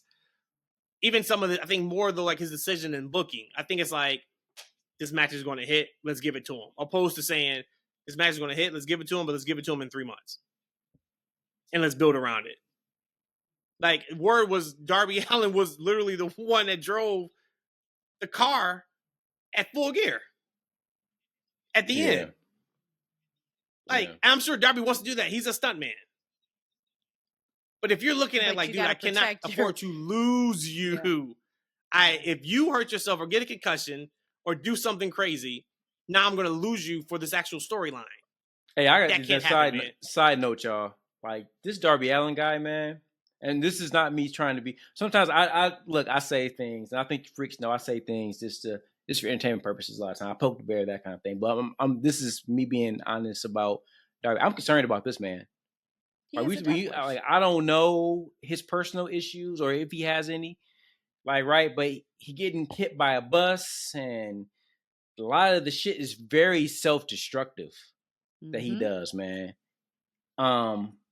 He's a young dude too. Like, I hope that man's healthy in every way, mentally, spiritually, physically. He does some shit that's just crazy. I think he's an adrenaline and pain junkie. Okay, that too. I do. I think he's mentally okay, but I do think that's where it comes from. I think he's like, man, like, yeah, let's just do it. Let me just. But brother, again, the bus though, man. I get that maybe he didn't intentionally. I don't know, man. Like, if you see a bus coming, I don't know how you intentionally. I mean, I don't know how you make a mistake and get hit by a bus. They don't go that damn fast, right? I don't know, man. I don't know, man. I do want to be clear, though, on my statement and my view of Tony Khan and his contracts. As a business person, I don't mind what he's doing with Tony Stark. So I just want to be clear on that. As a wrestling fan, Tony Stark is crazy. Iron Man is back, baby. Iron Man with Tony Khan and Ricky Starks. Okay, I don't have a problem with how he's handling that contract as a business person. Because, like I said, we've saw the alternative of that, and that is keeping the person and burying them every single week. But as a wrestling fan, someone who cares about the integrity of the sport, yeah, let that man go and be free and let him go do what he needs to do. But overall, though, like, I still don't have a problem with him extending Phoenix's contract, making Tony or Ricky not work. I'm okay with that because he is a businessman and that is his business. I do wonder. But let me ask you. But here's the only thing though, Rhodesia. Like, it's like the Netflix analogy. Like, because you're a big businesswoman, right? Probably out of the three of us, you're the more business minded, right? Would you, if you had a service that you never use, would you extend it for another 6 months just to keep paying and not using it? Unfortunately, yes, because you know why? Every single 15th of the month, I forget Amazon Prime comes out of my account on the 14th of the month. Every time I say I put it up in a reminder use Amazon, in my phone. Yeah, but still, that and a couple other things. And I'm cheap. And there's a couple of things I'm like, shit, that automatically came out of my account. So, but again, it's evidently not that important to me to go in there and actually truly stop it. I've been trying to stop DoorDash for the last 3 years. Yeah. I've been trying to stop DoorDash for the last 3 years. It's part of my New Year's resolution every year to stop my DoorDash account. Speaking of, wait a minute, tell me about DoorDash. What is this? Is a DoorDash subscription? Yes, you pay Dash Pass. No, she's talking about just because if it's on your phone, you're going to use it to get some more food. So she's saying if she deletes the app, she can't use it. And the subscription. They came out of my account. And at one point they said your card didn't work. They done bounced to every single card that they had on my record to be able to pull that money. Point is, yeah, I get what you're saying. That's what Sony did to me. We still they got you, PlayStation. Damn bitch set me up. Boy, I thought I outsmarted him, man. So I gotta tell a quick story. So I'm back into gaming. Anybody who knows me knows I used to game super, super hard. In the last few years, I haven't had the time to start playing. So now I'm like making time to play. So I picked up the PS5 Pro. Now I got to tell that quick story real quick. So I go to GameStop to pre-order the PS5 Pro on the day that it was reserved. Get there at the one by the house opens at 12 o'clock, right? So I get there at noon. Nobody's there yet. I'm like, okay, it's 12 o'clock. So let me just go stand up. I'm going to go stand by the door because after this, I'm heading on out. I got to go. Girl unlocks the door about 12:01. So lady, go in. I'm the first person in line. And I'm like, yeah, I'm here to pre-order the PS5 Pro. She goes, okay, you have to have a membership, a GameStop membership, to sign up to get it because we only got 6 and they're only for pro members. Cool, no problem. Because I knew I was gonna have to sign up anyway. I was okay, no problem. I said, how much is the pro membership? She said $50. I was like, damn, inflation did that. I was like, the pro membership is $50. She's like, oh, I'm sorry, no, it's $19. It's $50 to pre-order the system. Cool, no problem. But now I already see where this is heading. Now I've already seen where this is heading. It's 12:03, and I've already seen where this is heading. This transaction will take much longer than it needs to. She asks for my phone number, gives her my phone number. Setting up my pro account. And she's like, do you have your ID? Yep, I got my ID. Because it's easier to do it that way. Misspells my first and last name. No problem. Phone number's right. She asked for my email. Give her my email address. And then, after you put it in, you got to look at the screen. Is your information correct? I'm looking. Name is misspelled. Email is wrong. I'm like, the email is incorrect. You put the T where the R is supposed to be. And she goes, okay. And then she reads it out loud. And I said, yeah, you got to switch that. And then she spells it, but she spells it the way it is meant to be done and not the way it is. So now she's starting to freak out. And now she's telling me about her anxiety. Poor baby. Now it's about 12:07. Still have not yet pre-ordered the system yet. And I got to go. Okay, I went here because I got to go after this. So then she goes, okay, it doesn't matter as long as your phone number's right. Because if they have your email, all they're going to do is just spam you with things you don't care about anyway. Whoa, lady. You're supposed to be explaining why I want this membership, not the reason why I do not want this membership. Eshaun, it is now 12:11. I have yet to pre-order this system. So I'm like, okay, no problem. Gets the card. I was like, okay. So if I did want to change my email, do I just call? She's like, yeah, just call. Cool, no problem. Thanks. 4 weeks go by. PS5 Pro Day. It's a Thursday. A couple weeks ago. Go in with my PS5. I'm trading in my PS5 toward the PS5 Pro. Who's there? Working that day, Eshaun? By herself? You guessed it. Same girl. I said, son of a bitch. At least this day, I ain't got nothing to do. I don't plan on being here this long, but at least I ain't got nothing to do. There's a guy in front of me. He's got 2 boxes. He's trading in a PS5, and he had a PS5 Pro box. I wasn't asking no questions. She says, I'm not taking any trade-ins right now because 8 games came out, and I got to get those on the wall, and there's a lot going on. No. I look at the guy in front of me. He's got 2 boxes. He's got the PS5 Pro. He's got the PS5. I ain't asking no questions. I look at him. He looks at me. I look at him. He looks at me. I said, so you can't trade in your system towards your PS5 Pro? She repeats it. Can't do trades right now. They take too long. I got 8 games that came out. I got to get them out on the wall. PS5 guy looks at me. I look at him. He says, no trade-ins. He walks the fuck out. I'm not walking the fuck out. I'm trading in my system toward my PS5 Pro. So there's a guy who's getting rung up for his system. He ain't got no trade-in. Gives the money. I wait till the store is empty. She already walked 3 guests that had PS5s in their hands to trade in. Store is empty. She's like, phone number. I said, do you want the phone number that is wrong that's in the system? Or do you want my real phone number? Said she wants her wrong phone number so she can pull up my reservation. I give her the wrong phone number. She starts to go back and get the system. I said, just so you know, I'm trading in my system toward my PS5 Pro. So if you need me to start the process over here on the screen where you connect it and hook it up to make sure it works, no problem. But I'm not getting my system. I'm not trading in this system. She's like, oh, if you could start the trading, that'd be great. I was like, yeah, just give me the monitor and I'll connect it. It's common sense. HDMI power cord. She goes back and gets my system. She comes up front. There's just so much going on. And then the person who closed my store last night didn't do what they were supposed to do. Look at these games back here. And there's 8 Switch games that released or something. I don't know what they were. And she's like, I just got to get these done. And there's just a lot going on right now. And if I don't get these done, then our inventory is going to be she's telling me this stuff. I'm like, lady, I am just trying to get my PS5 Pro. That is all. I was there from till 12:36. So that one wasn't too bad, since we had all that stuff we had to do. But I had to share that story. So I'm back in gaming now. And I'm excited for it because it's fantastic. I don't even know where I was going The at the PS5 beginning of that story, but I felt like I had to PS5 tell. Yeah, the PS5 subscription. So then the money. I go on, man. I'm downloading all these games.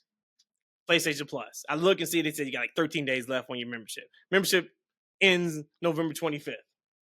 Cool. All right. Sounds good. Black Friday sale starts. There's 30% off PlayStation Plus. I was like, oh, I know what I do. I'm going to just like let my membership expire and then take advantage of 30% off deal. No problem. Cool. And I got like 6 games I want to buy digitally. So I'm like, all right, I'm counting down the days to 11:25. Counting them down. Finally hits 11:25. I'm like, hell yeah, when I get home, I'm going to go on, put my new credit card on there because my credit card, when I looked at it, said it was expired. So cool, you can't take it if it's expired. No problem. I was like, man, I'm getting home tonight. I'm going to download the new PlayStation Plus, buy these games. I'm good. I'm going to save some money. I look down at my phone and I got the PS app. And it says something about, congratulations, you've earned 1,340 points. And I look and it says PlayStation Plus. And I'm like, they give you points for like unsubscribing? Like they give you points like after your 12 months is over. I was like, that's kind of lit. That's cool. It's kind of maybe like one of them things of, man, you hang good, you hung in with us. Here's some points. When you're I opened up my email. Dude, I don't know how they got the new card. $135 later, they got me. So I say all that to say, I'm back into gaming. I asked E a couple weeks ago, like, hey man, should I play this 2K story mode? He ain't told me yet. He's still holding out if I should play it or not. But I'm back in. So yeah, that was a really, really long story. Hey, let's get into war games. But I will say that remind me. I'm glad I've been paying for ABC Mouse for the past like 4 years. What is that? So this is it's for the kids. It's a subscription. Yeah. Right, and it sounds really great. Like, oh, my son, he loves math and reading now that he has ABC Mouse. Right, my kids don't like it. An infomercial. My kids don't like it. So I had Adventure Academy for the oldest, which is the older kids version, and I had the young kids version. Man, for the past 4 years, I've been paying $59 and $59 for these because like you get it at first it's like $10. No, it's a year. It's versus like $10 or $20 for like a year. But when that renewal was like $60, on another rule was like $69. So I've been paying this $59, $69 every damn year. Cause I can't figure out where the hell I subscribed from it for them. So I had to do a complaint to PayPal like a year ago for one of them, and the other one it wouldn't let me do it. So thank you for reminding me, my friend, because I think this Adventure Academy's coming up. I think next month. Get after that, dude. I gotta get off that. But yeah, we got war games coming up, don't we? And they added some matches I don't particularly care about. So put down the card. What I have here only has the 5. Okay, what's the 5? So we have the IC Championship. So we have Braun, Ludwig, and then Sheamus doing his run in yesterday for a triple way match for the IC Championship. I know the energy is on Ludwig. I know it. I get it. But I just don't think it's coming off a Braun Breaker. He ain't winning that damn belt. which I got on that. Who's winning? Oh, Braun Breaker. And this may be the match of the night outside of War Games. I'm gonna go Braun too. Yeah, buddy. 3-0. Cool. Next, we have the U.S. Championship. Oh, this is definitely one. LA Knight and Shinsuke. But we did just completely gloss over Shinsuke's return. I'm excited. I know we glossed over it. That was intentional. I'm excited for this next round of him. And he came back with the same MO as far as his promos. But this time, at least he didn't do it cryptic where he just says him and he actually called out LA Knight. So this at least is a stepping stone for Shinsuke. Again, Shinsuke's not winning. LA Knight. Saying I'm going LA Knight. So y'all got a returning Shinsuke Nakamura new gimmick. He's got to have new music because his new character doesn't match the old music. You guys have him losing this title match? Yes. Like by pin? DQ? Count out? Is this feud going to continue? Oh yeah, I think the feud will continue because he name dropped him in his promo. So he got let off this new material that he has. So, but LA Knight's at the end of the night, his hand's going to be raised. He's going to still retain the championship. We never got to that finish of that best of 7, did we? Like a clean. Yeah, remember? We did get it. Didn't. He interfered. And I mean clean. I mean, did we get it clean? What No. Because again, I try to speed through some of these shows because I haven't had much time. Am I missing Carmelo and Andrade? Have they been on the shows? Yes. So you didn't see Carmelo and Cody's interaction on SmackDown? Fuck Cody Cody up. cut that promo. Damn, you got to go back and watch that. Okay. So they wrestled Friday, Cody and Carmelo. Did they? Yeah. They wrestled? Like, no, I'm saying they're going to this Friday. Oh, okay. I'm like, damn. Yeah. So Cody cut his promo against KO, and then Melo was just like, dude, like KO just saying everything that we thinking back here, like you that bad guy. And then of course Cody was just like, it's about time for us to take your number 1 draft pick, like to the woodshed. And then it was like, oh shit, it's on next Friday. I think that's what they actually said on TV. But so that's Friday. So Melo don't miss. I'm excited for that. He's gonna lose. He can't win unless KO gets involved. But man, that sucks for Nakamura. I'm just kind of over Nakamura right now. So then who you pick? Who's gonna win? Man, let's have Andrade come out and like just I don't know. I mean, it's got to be DQ. LA Knight. No. But yeah, I mean, this is not the end. The feud just started. It just started. So that literally. Yeah, so that's why I'm surprised this match is on there. To me, when I saw that graphic come across, I'm like, for what? Mm-hmm. There are so many other matches they could have done to put on this show outside of this. I don't know about this. And I'm not looking forward to the match. I don't think the match is going to be good. Ooh. You know, this might be more of an angle than the match, though. I can see that. Feels like. Mm-hmm. Yeah, hopefully so. And get in, get out. All right, next one that they have on here as far as the non-war game matches is our heavyweight championship. We have Gunther and Damian Priest. Wow. I'm still gonna have Gunther retain, although I've been really liking this new Damian Priest. Raw's episode with Damian it was good. It started off really good and it kind of ended flat. But I also think that was because Gunther wasn't given really much in the back and forth exchange. So it was almost like Damian kind of just talking to himself. But I just don't know. I know Finn had dropped something when he talking about his house club or his clubhouse, but he mentioned Damian's about to possibly be a champion again. Like I just don't see it happen. I think Gunther is gonna retain.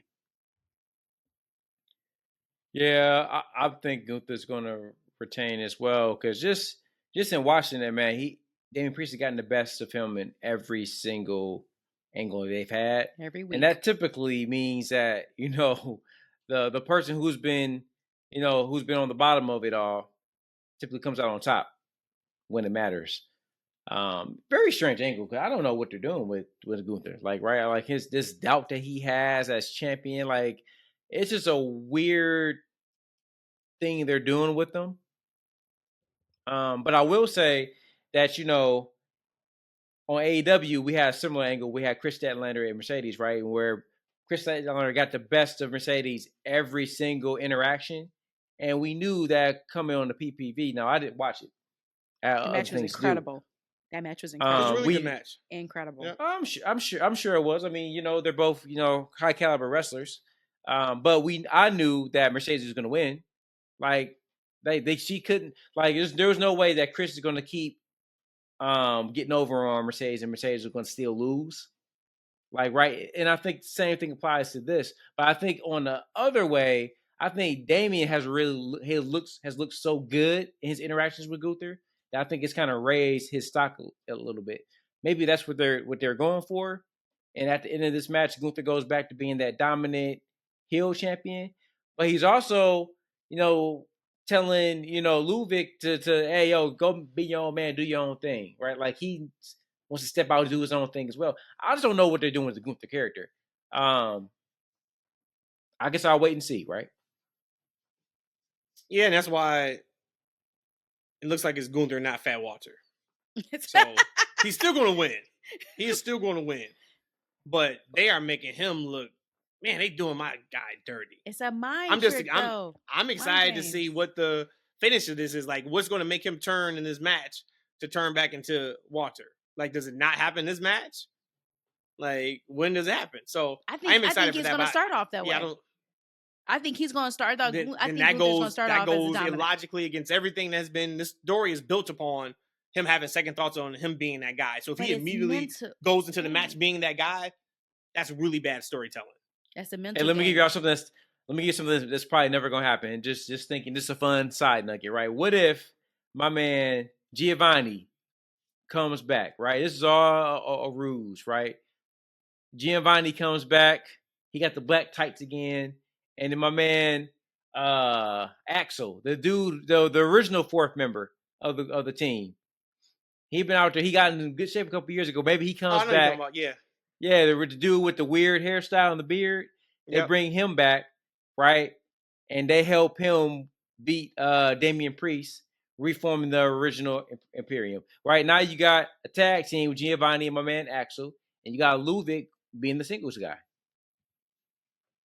Hey, not gonna happen. As long as I'm down for anything that makes logical sense. That's all.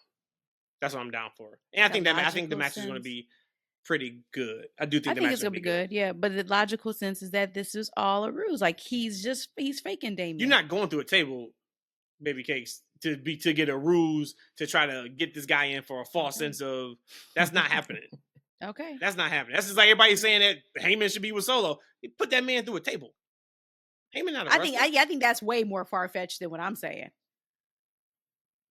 I would even say that The Rock is puppeteering Paul Heyman at this point before Paul Heyman going on to go into Solo.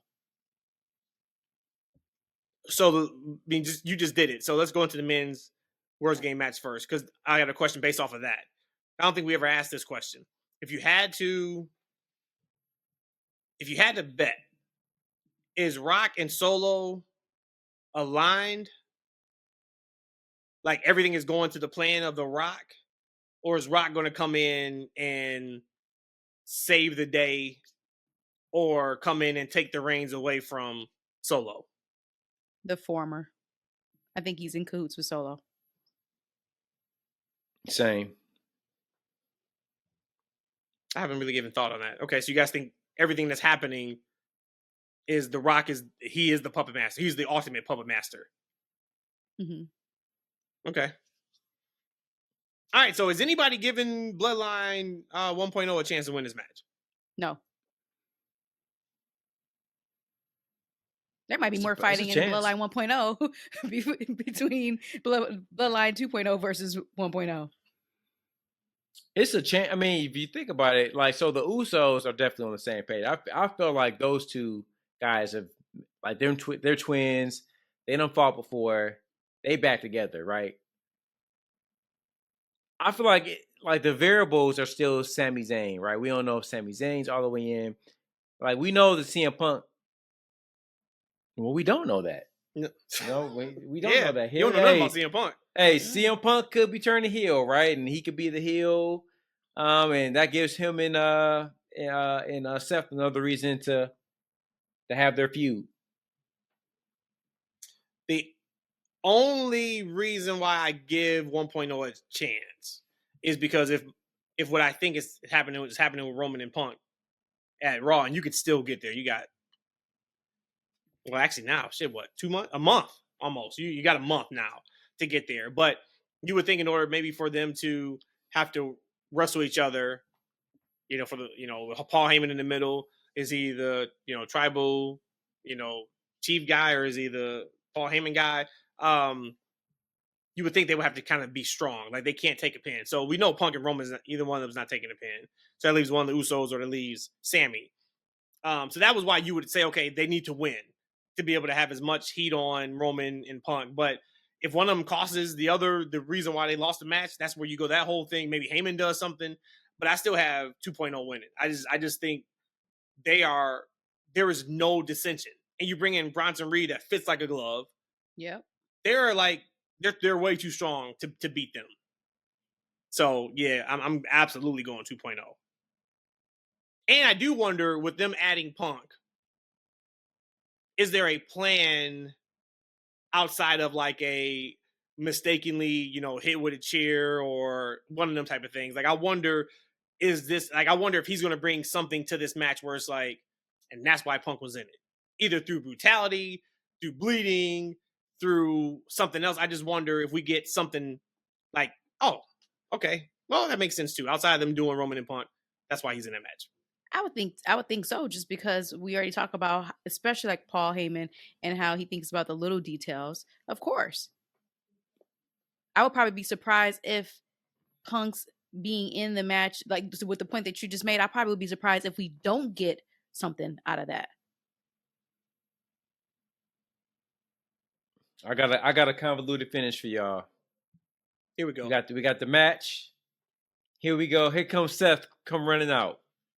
He wanted to get him some of Bronson. So who won? You got 2.0 winning?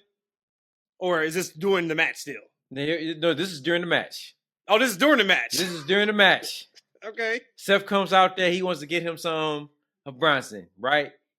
All of a sudden, CM Punk come out there like, what are you doing? No, you're not involved in this. Like, right? And then all of a sudden, now them dudes is going to hack our fisticuffs, right? Now CM Punk is out. You know what I'm saying? He dealing with Seth, right? Bronson already taken out. Seth and CM Punk is taken out, right? Now we got a disadvantage. And then out comes another damn Samoan. A new one? Are we finally getting long and talking? Is that we finally getting? Longer another damn Samoan, right? Maybe it's Brock.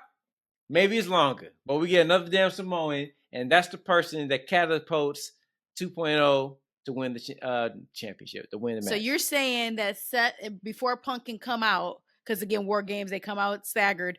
Seth comes out, kind of almost takes Punk's spot. They get into a fight. And so then now they can't continue because they're now all beaten down, broken up. And then this is when the new Samoan will come in. Yep. Convoluted. Give me the long and talking. I do wonder if we see Rock. This is a weekend for Maui, right? Or what is it called? Moana? Isn't this the weekend? Yeah. It comes out. Yep. Boy, that Christmas movie came and went, didn't it? Huh? That Christmas movie came and went. We still got 28, 29 days or whatever that before Christmas. All right. All right. Are you guys how excited are you guys for the actual match? I know we're all excited to see what happens at the end, but would you say your excitement for the actual match itself, the men's War Games, is as high as it is to see what the story is after, or is the story after way more than the match? Story after way more. Just because I talked about it when they were in Saudi, I felt like this was kind of like the pre-light War Games. So we kind of I already saw that. So just a part of it, but I already saw it. So for me, match, whatever, it's more of what's happening after the match. And then will be a letdown if something doesn't happen at the end of the match. It'll be a complete letdown. I'm hyped. This is what it's all. We've been working since WrestleMania for this very moment. We said we wanted to see a heel Roman. I'm sorry, a fan favorite Roman Reigns, and we wanted Jay elevated. We wanted Jimmy back in the saddle. We wanted Sammy back with them to relive the glory. We wanted to see them against a blood hungry solo led bloodline. And this is where we got. Right, and I think it's going to be good. I'll be disappointed if there aren't some kind of shenanigans. Right, if it's just a straight up, 5-on-5 with no interference and no drama and nothing, no crazy stuff, I feel like I'll be let down a little bit. I'm here for the drama and shenanigans. I want to see every bit of it. So then my last question to you two, before we get to the women's, is if the drama and shenanigans is only dealing with the 10 wrestlers in that match, so nobody else is involved, is there a scenario where that's enough of a story to where Survivor Series goes off the air and you're like, hell yeah? I don't know that answer fully. I think it is possible between the Roman and Punk, but then I would feel like, they microwaving it so quick again. But yeah, it's possible. You got 10 people. And then anybody who want to maybe possibly interfere. But you said not anybody else other than the 10. Yeah, I think so. Yep, just those 10. It's 11 I think people. So. Where's 11 okay, people? So all right. Okay, include Heyman. Yep, so then 11. So no Rock, no new Samoans, no Seth. It's just them. Yeah, I think so. Man, you think about the personalities involved in this. You got Roman Reigns, and there's a conversation to be had that Roman's been a little underwhelming on this little run he's been on. And you got CM Punk coming back, like right, and then you got Paul Heyman, and then Solo's kind of on the road, man. I feel like he's lost too much to be taken seriously. Like this dude can like I don't feel like in this moment he's a threat to any of the top baby faces. I feel like if he's going 1-on-1 against CM Punk, he's gonna lose. 1-on-1 against Roman, he's gonna lose. 1-on-1 against Cody, he's gonna lose again. Like I don't believe that they've done enough to make Solo a viable threat to the top baby faces in that company. I think that's why you need like a Rock or something else. But I mean, there's too much personality in that for it not to be interesting. I feel like they're going to deliver big with that match. I'm super excited for the match. I'm here for it. Of course, I got to go back to what you said and ask you a question tonight. So you said you feel like the Roman run may be a little underwhelming. I could see why you would say that if he didn't nail a home run every time his number was called. And what I mean by that is like you look at the face-to-face with him and Cody outside, tremendous. You look at the work he did 2 weeks ago on SmackDown in his backstage segment with the phone, tremendous. Everything else, he's the secondary player. He's been the secondary player for Jay getting on the team. Then he became the secondary player for the Paul Heyman piece. He's been the secondary player to Solo, trying to get him on his bloodline. So I don't think I think maybe that's what you're kind of feeling and seeing is he's not doing much. He's not cutting promos. He's not wrestling. But when he does get that opportunity, which I think we'll get that with, of course, Punk, I think we're going to see like, all right, he's where he needs to be. I just think when you see these guys like talking, like in just on the last segment when the four of them were together and they were talking, like that Roman ain't the Roman like a year ago, right? When them four guys was together, like the shine on this man, like the aura, quote unquote. I don't even want to really use the word, but like the aura coming from like in that room, you knew he was the one, like right. So if you fast forward to right now, like right, it's the same setup. Everybody looking to him, but I don't feel like the shine, like right, is beaming off. I don't think the aura is there, right? Because he's kind of his character right now is still kind of the same Roman. Like, right, he's still kind of, I'm done with that guy. We don't need him. You know, like, why are you here? What do you want? You know, it's just like, man, it just ain't doing it, right? Like the first time that I really connected with Roman in this face role was when he said, all right, look, it's us. Like, let's do this together. Will you do this? If we die, we die. And let's die. Like, yeah, give me that. Like, give me that. But what do you want? Why are you here? But to be fair, get out of my face. He can't be that guy because he's lost. He doesn't have his championship. Remember, he's broken. He's a broken man. He just now got his wise man back.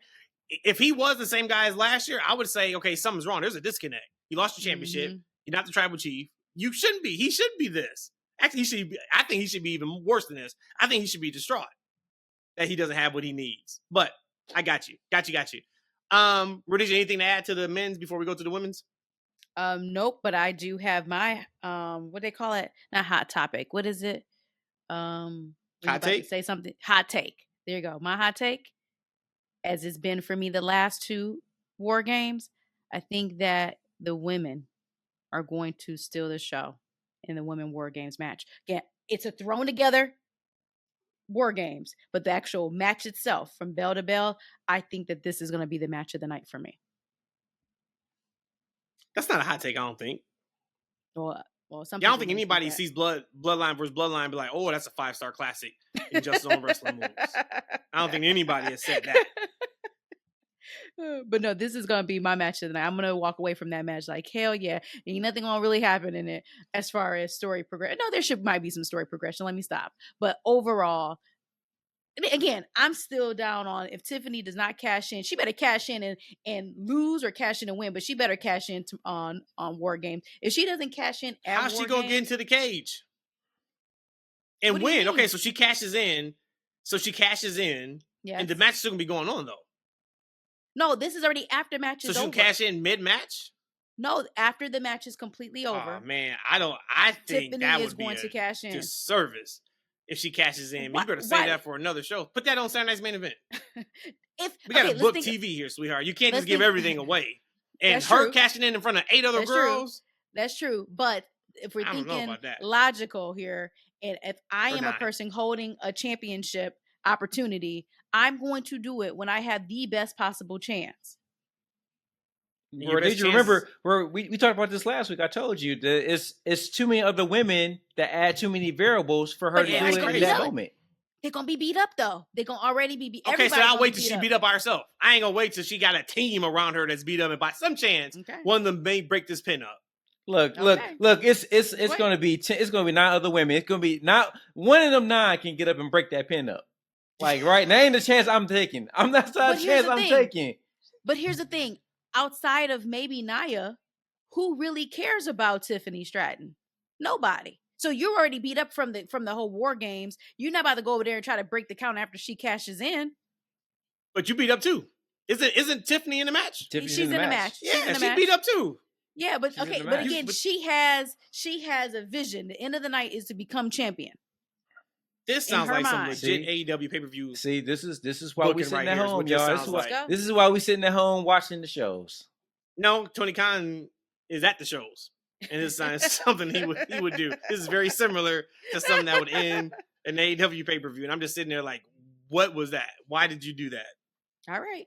Mark my words. The last time I said mark my words on something, it came true. I don't know. Okay. I don't think it worked out. I don't remember that, but whatever. I don't think it worked out. Who you got winning?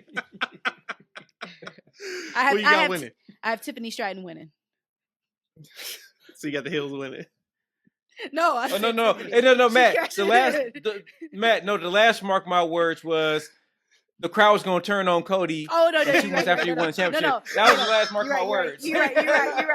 Yeah, no, that was it. He's like, my bad. Tap, my bad. Tap, my bad. But the one right before that, mark my word, that came true. So you got the Hills winning. I know. I have Tiffany Stratton. I don't know. I couldn't care less who's going to win or lose in the match. I'm talking about Tiffany Stratton's going to cash in. We would have been done with this recap show. I don't give a damn who's winning. And like the only match I don't give a damn who's winning any of these matches. I don't. So then why are we talking about War Games? Either person Bloodline wins, I'm gonna be good with it because I know the story's gonna be great. Listen, I don't care who wins the women's War Games match. I don't care who wins between LA Knight and Nakamura because I don't even want to watch that match. I want Braun to win, but if Braun didn't win, I probably would giggle to myself. So I'm like, what are they doing with this guy? But I wouldn't be upset. I'm not emotionally invested in any of the winners or losers of this. Outside of though, when's the last time I would have been? Jade getting the IC championship. That's the last time I was emotionally invested in a winner of a match. But yeah, I don't know. Both teams has dissension as of right now. I'm still going to go with the baby faces. Yeah, I'm going to baby faces one because the Hills are winning the main event, and I'm still holding out hope for Charlotte. And then she does something where she wins the match. So I'm going babyface team. We could get the Hills winning this one because what they could do, they can probably start the show with this match, right? They can book in the show, and they have a lot of stuff happening in between, so that maybe won't tip the hat. And the sad thing, I think that this is a one match show, right? So just to pick somebody, just to be different, I go with the Hills. But this is all about that Bloodline match, this show. There's nothing really at stake that matters. And unfortunately, I kind of feel like that's the case with a lot of these PLEs. We need to maybe talk about on another show. But it's crazy you said that. You said there's not a lot of on the line, but it is. You got a U.S. Championship match. You got an Intercontinental Championship match. But you know what I mean, though, because like LA Knight and Nakamura, like they just started the feud, so like you're not invested in the seeing LA Knight come up on Nakamura. Yeah, he beat him up like once or twice, but okay, people get beat up all. It's wrestling. Get beat up all the time, right? Now with Gunther, do you think that the crowd sympathizes with him and they want to see him overcome Damian? If anything, they want to see Damian maybe win. But at the end of the day, you can't be a true fan and say that you think Damian gonna win that, right? This ain't gonna be. It's a clean sweep for him. It can't be. If it does, I'll be really surprised. That would be crazy. Mm-hmm. But from a story, wouldn't that make sense? The first time, and then I don't know. I don't know. But I see what you're saying. But there's a lot on the line. It's just I don't know. You're just not investing in it. But I am excited for the show. I'm very excited to watch this show. So like from 1 to 10, I'm probably at like a honestly, I'm probably at like a 9.5 because I think we get something major. This is like a boxing match to me. Like it's like a UFC fight where like the main event is the one match card. Yeah, you sitting through the prelims to get to that one. That's what I feel like this is for me. Even including the women's War Games match, huh? Or are you taking out both War Games matches? I mean, the women's War Game match is, Rhodesia is going to be her wrestling match of the night, right? Like it's nothing. If the girls win or the faces win or the heels win, what does it really matter? What does it really solve? Because there's nothing really at stake in that match. Because like this, it kind of was quickly thrown together, like right. It's not it was quickly thrown together. It wasn't kind of like there's nothing for sure. Yeah, it's kind of like all right, you're gonna have a winner at the end of the match, but it doesn't matter who wins. Then nothing's going to be different after the match. That's what I mean by something that you really invested and care about. Like, right? And I do think another part, the issue with that too is Rhea's gotten her hands so many times on Liv and Raquel. You can't even go with we're locked in the cage. You can't run. You can't hide. Whooping their ass. Yeah, you know what I'm saying? Like every she got a whole ass match and she began to the business. But yeah, excited for it. We're going to try to do a reaction pod either Saturday night or Sunday. So we got to get together and figure out what time makes the most sense. But you guys will have that before our typical Thursday show. We cannot go that long without talking about what happened there. All right, Rhodesia, you can say you got one final thing around Thanksgiving. Yeah, so I was going to say pet peeve, but you can answer it as pet peeve too, or what is outside of the turkey and fuzz black people besides mac and cheese? You can answer either one, the pet peeve. What's your biggest Thanksgiving Day pet peeve? Or what is that one dish you have to have? Again, minus the turkey and for black people, macaroni and cheese. Either way you want to answer. You know what? My biggest pet peeve. You said I couldn't. This turkey. I told Katrina, hey, don't get no big ass turkey. I don't be stuck eating every year. He says he hates it. I don't be stuck eating. I do remember that. Yeah. I was like, I don't want to be stuck eating this for the next month. She's like, well, we got 9 people coming over to eat. I'm like, do we really? like what? He's got a vendetta against turkey. Hey, turkey is an overrated ass meal, man. It's over freaking rated. But I do enjoy my wife's. She makes amazing dressing. Is it dressing or is it stuffing? That's the question. It depends. We just talked about that. The base, yep. Is it stovetop? Yeah. If it's not stovetop, it's stuffing. I'm sorry. If it's stovetop, it is stuffing. Stuffing looks like dressing is actually like yeah. I'm sure you like stuffing. I don't think you like dressing. Dressing looks like a fruit cake that got melted and then put in the freezer and is back to being a solid. Stop. That is what that looks like. No, it doesn't. Stop. I bet you he doesn't like it. I bet you he's dressing. Stuffing. I bet you he's eating dressing. Find out and let us know next week on the pod. Which one did you eat? So I'll be really interested. I've seen her make it. Like totally different. I've seen her make it. It goes in the oven. It's not. So it's probably dressing. It's probably dressing. I bet you stovetop. I bet you. He don't look like he don't look like he like that. So that's your pet peeve. Man, you just got to get I didn't think turkey could taste as good as it did until Rhodesia started making it.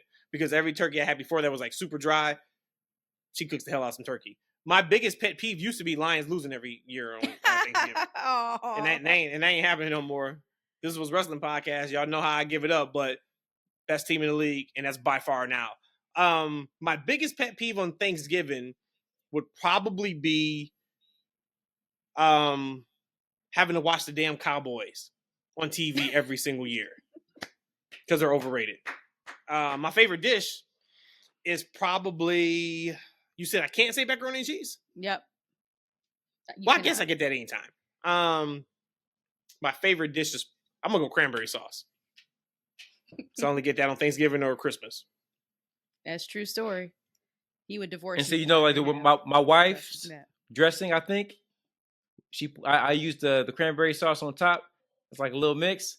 Man, chef's kiss. Take a picture, put it up on X so we can see what it is. And I need to see it. So do that. We'll send it out.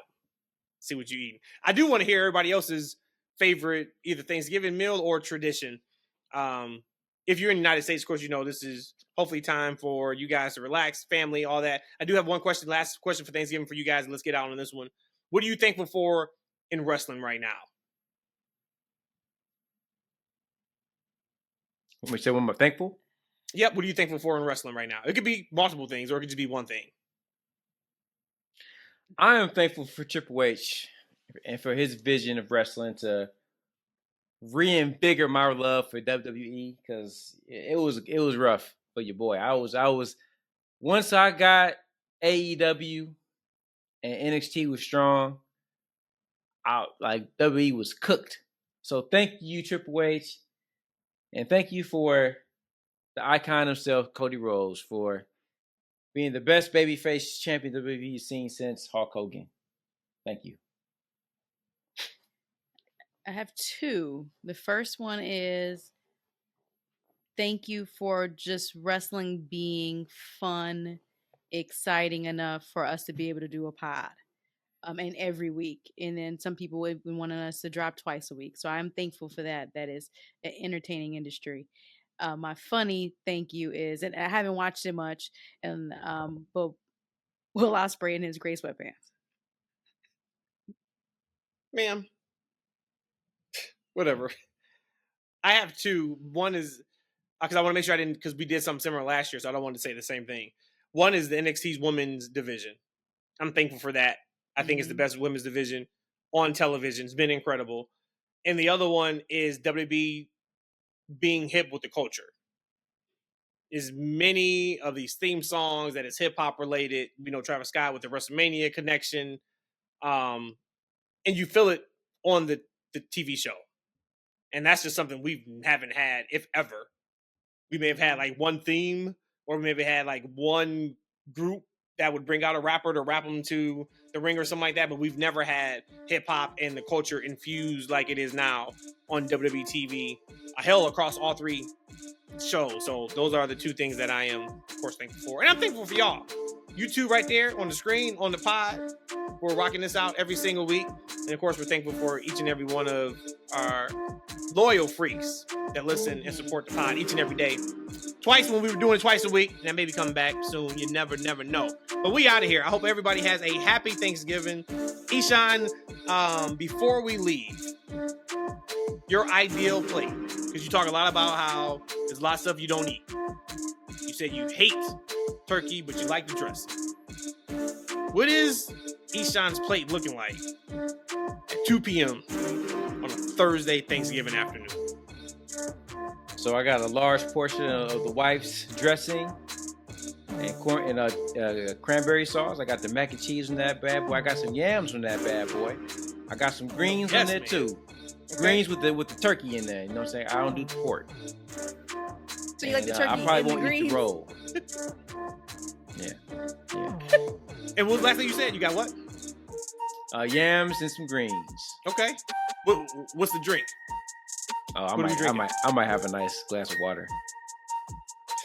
I might have a nice glass of water. Rhodesia, what is that plate looking like at 12:30 p.m. on a Thursday? I'm empty. Thanksgiving afternoon. Because I just ate. But I'm going to go some egg rolls, some pancetta. Okay. Some mac and cheese. Some, don't judge me, some mashed potatoes with stovetop stuffing. Okay. And lately, these last few years, I have done like lobster mashed potatoes. So that's it. I'm pescatarian, so I don't eat turkey or ham. And what is your drink of choice? Anything with the alcohol content. Sounds just like an alcoholic. You may have a problem. I'm gonna give you tequila then. Then you gotta drink it. Okay, no. You got pictures all up on social media. You be on the ground throwing up. Well, my plate is loaded. Give me ham, so I'm taking that pork. You can give me your pork. I'm doing turkey, of course. Macaroni cheese, cranberry sauce. Gotta have some crescent rolls to go with it. Gotta have some crescent rolls. If there's any type of greens or vegetables, I'll have that on the plate. What else am I forgetting? I'm forgetting something. I know I am. The dessert. The yams for sure. No, I'm beating the yams. Gotta have the yams on there. Y'all know I gotta have my Bud Light, but I'll probably switch from a Bud Light to like red wine, maybe a little bit of bubbly that's somewhere mixed in all there, and then of course the dessert. Gotta have the gooey pumpkin pie. That is a must. A little bit of Cool Whip. What you put on there? What was it? Walnut. What we got on top of that? Walnut or pecan. Yeah, buddy. That's good eating right there. And then I fall asleep and kind of chill out until the nighttime, and then go back for seconds and thirds, and then we eat on that till about next Thursday. I'm telling y'all what, man. Come Saturday, I'm throwing that damn turkey out. You only giving it 48 hours, huh? It's a waste of food. Tell the fam. Oh, I heard a joke. I will end on this. Somebody told me this earlier. What do you call a turkey on Black Friday? A black turkey. Day-o meat. Both good answers. No. Lucky. It's got like a turkey, like in bowling. No, like lucky because they didn't get eaten, so they're still there. Oh, the actual like lucky. live that turkey. Bye. Bye.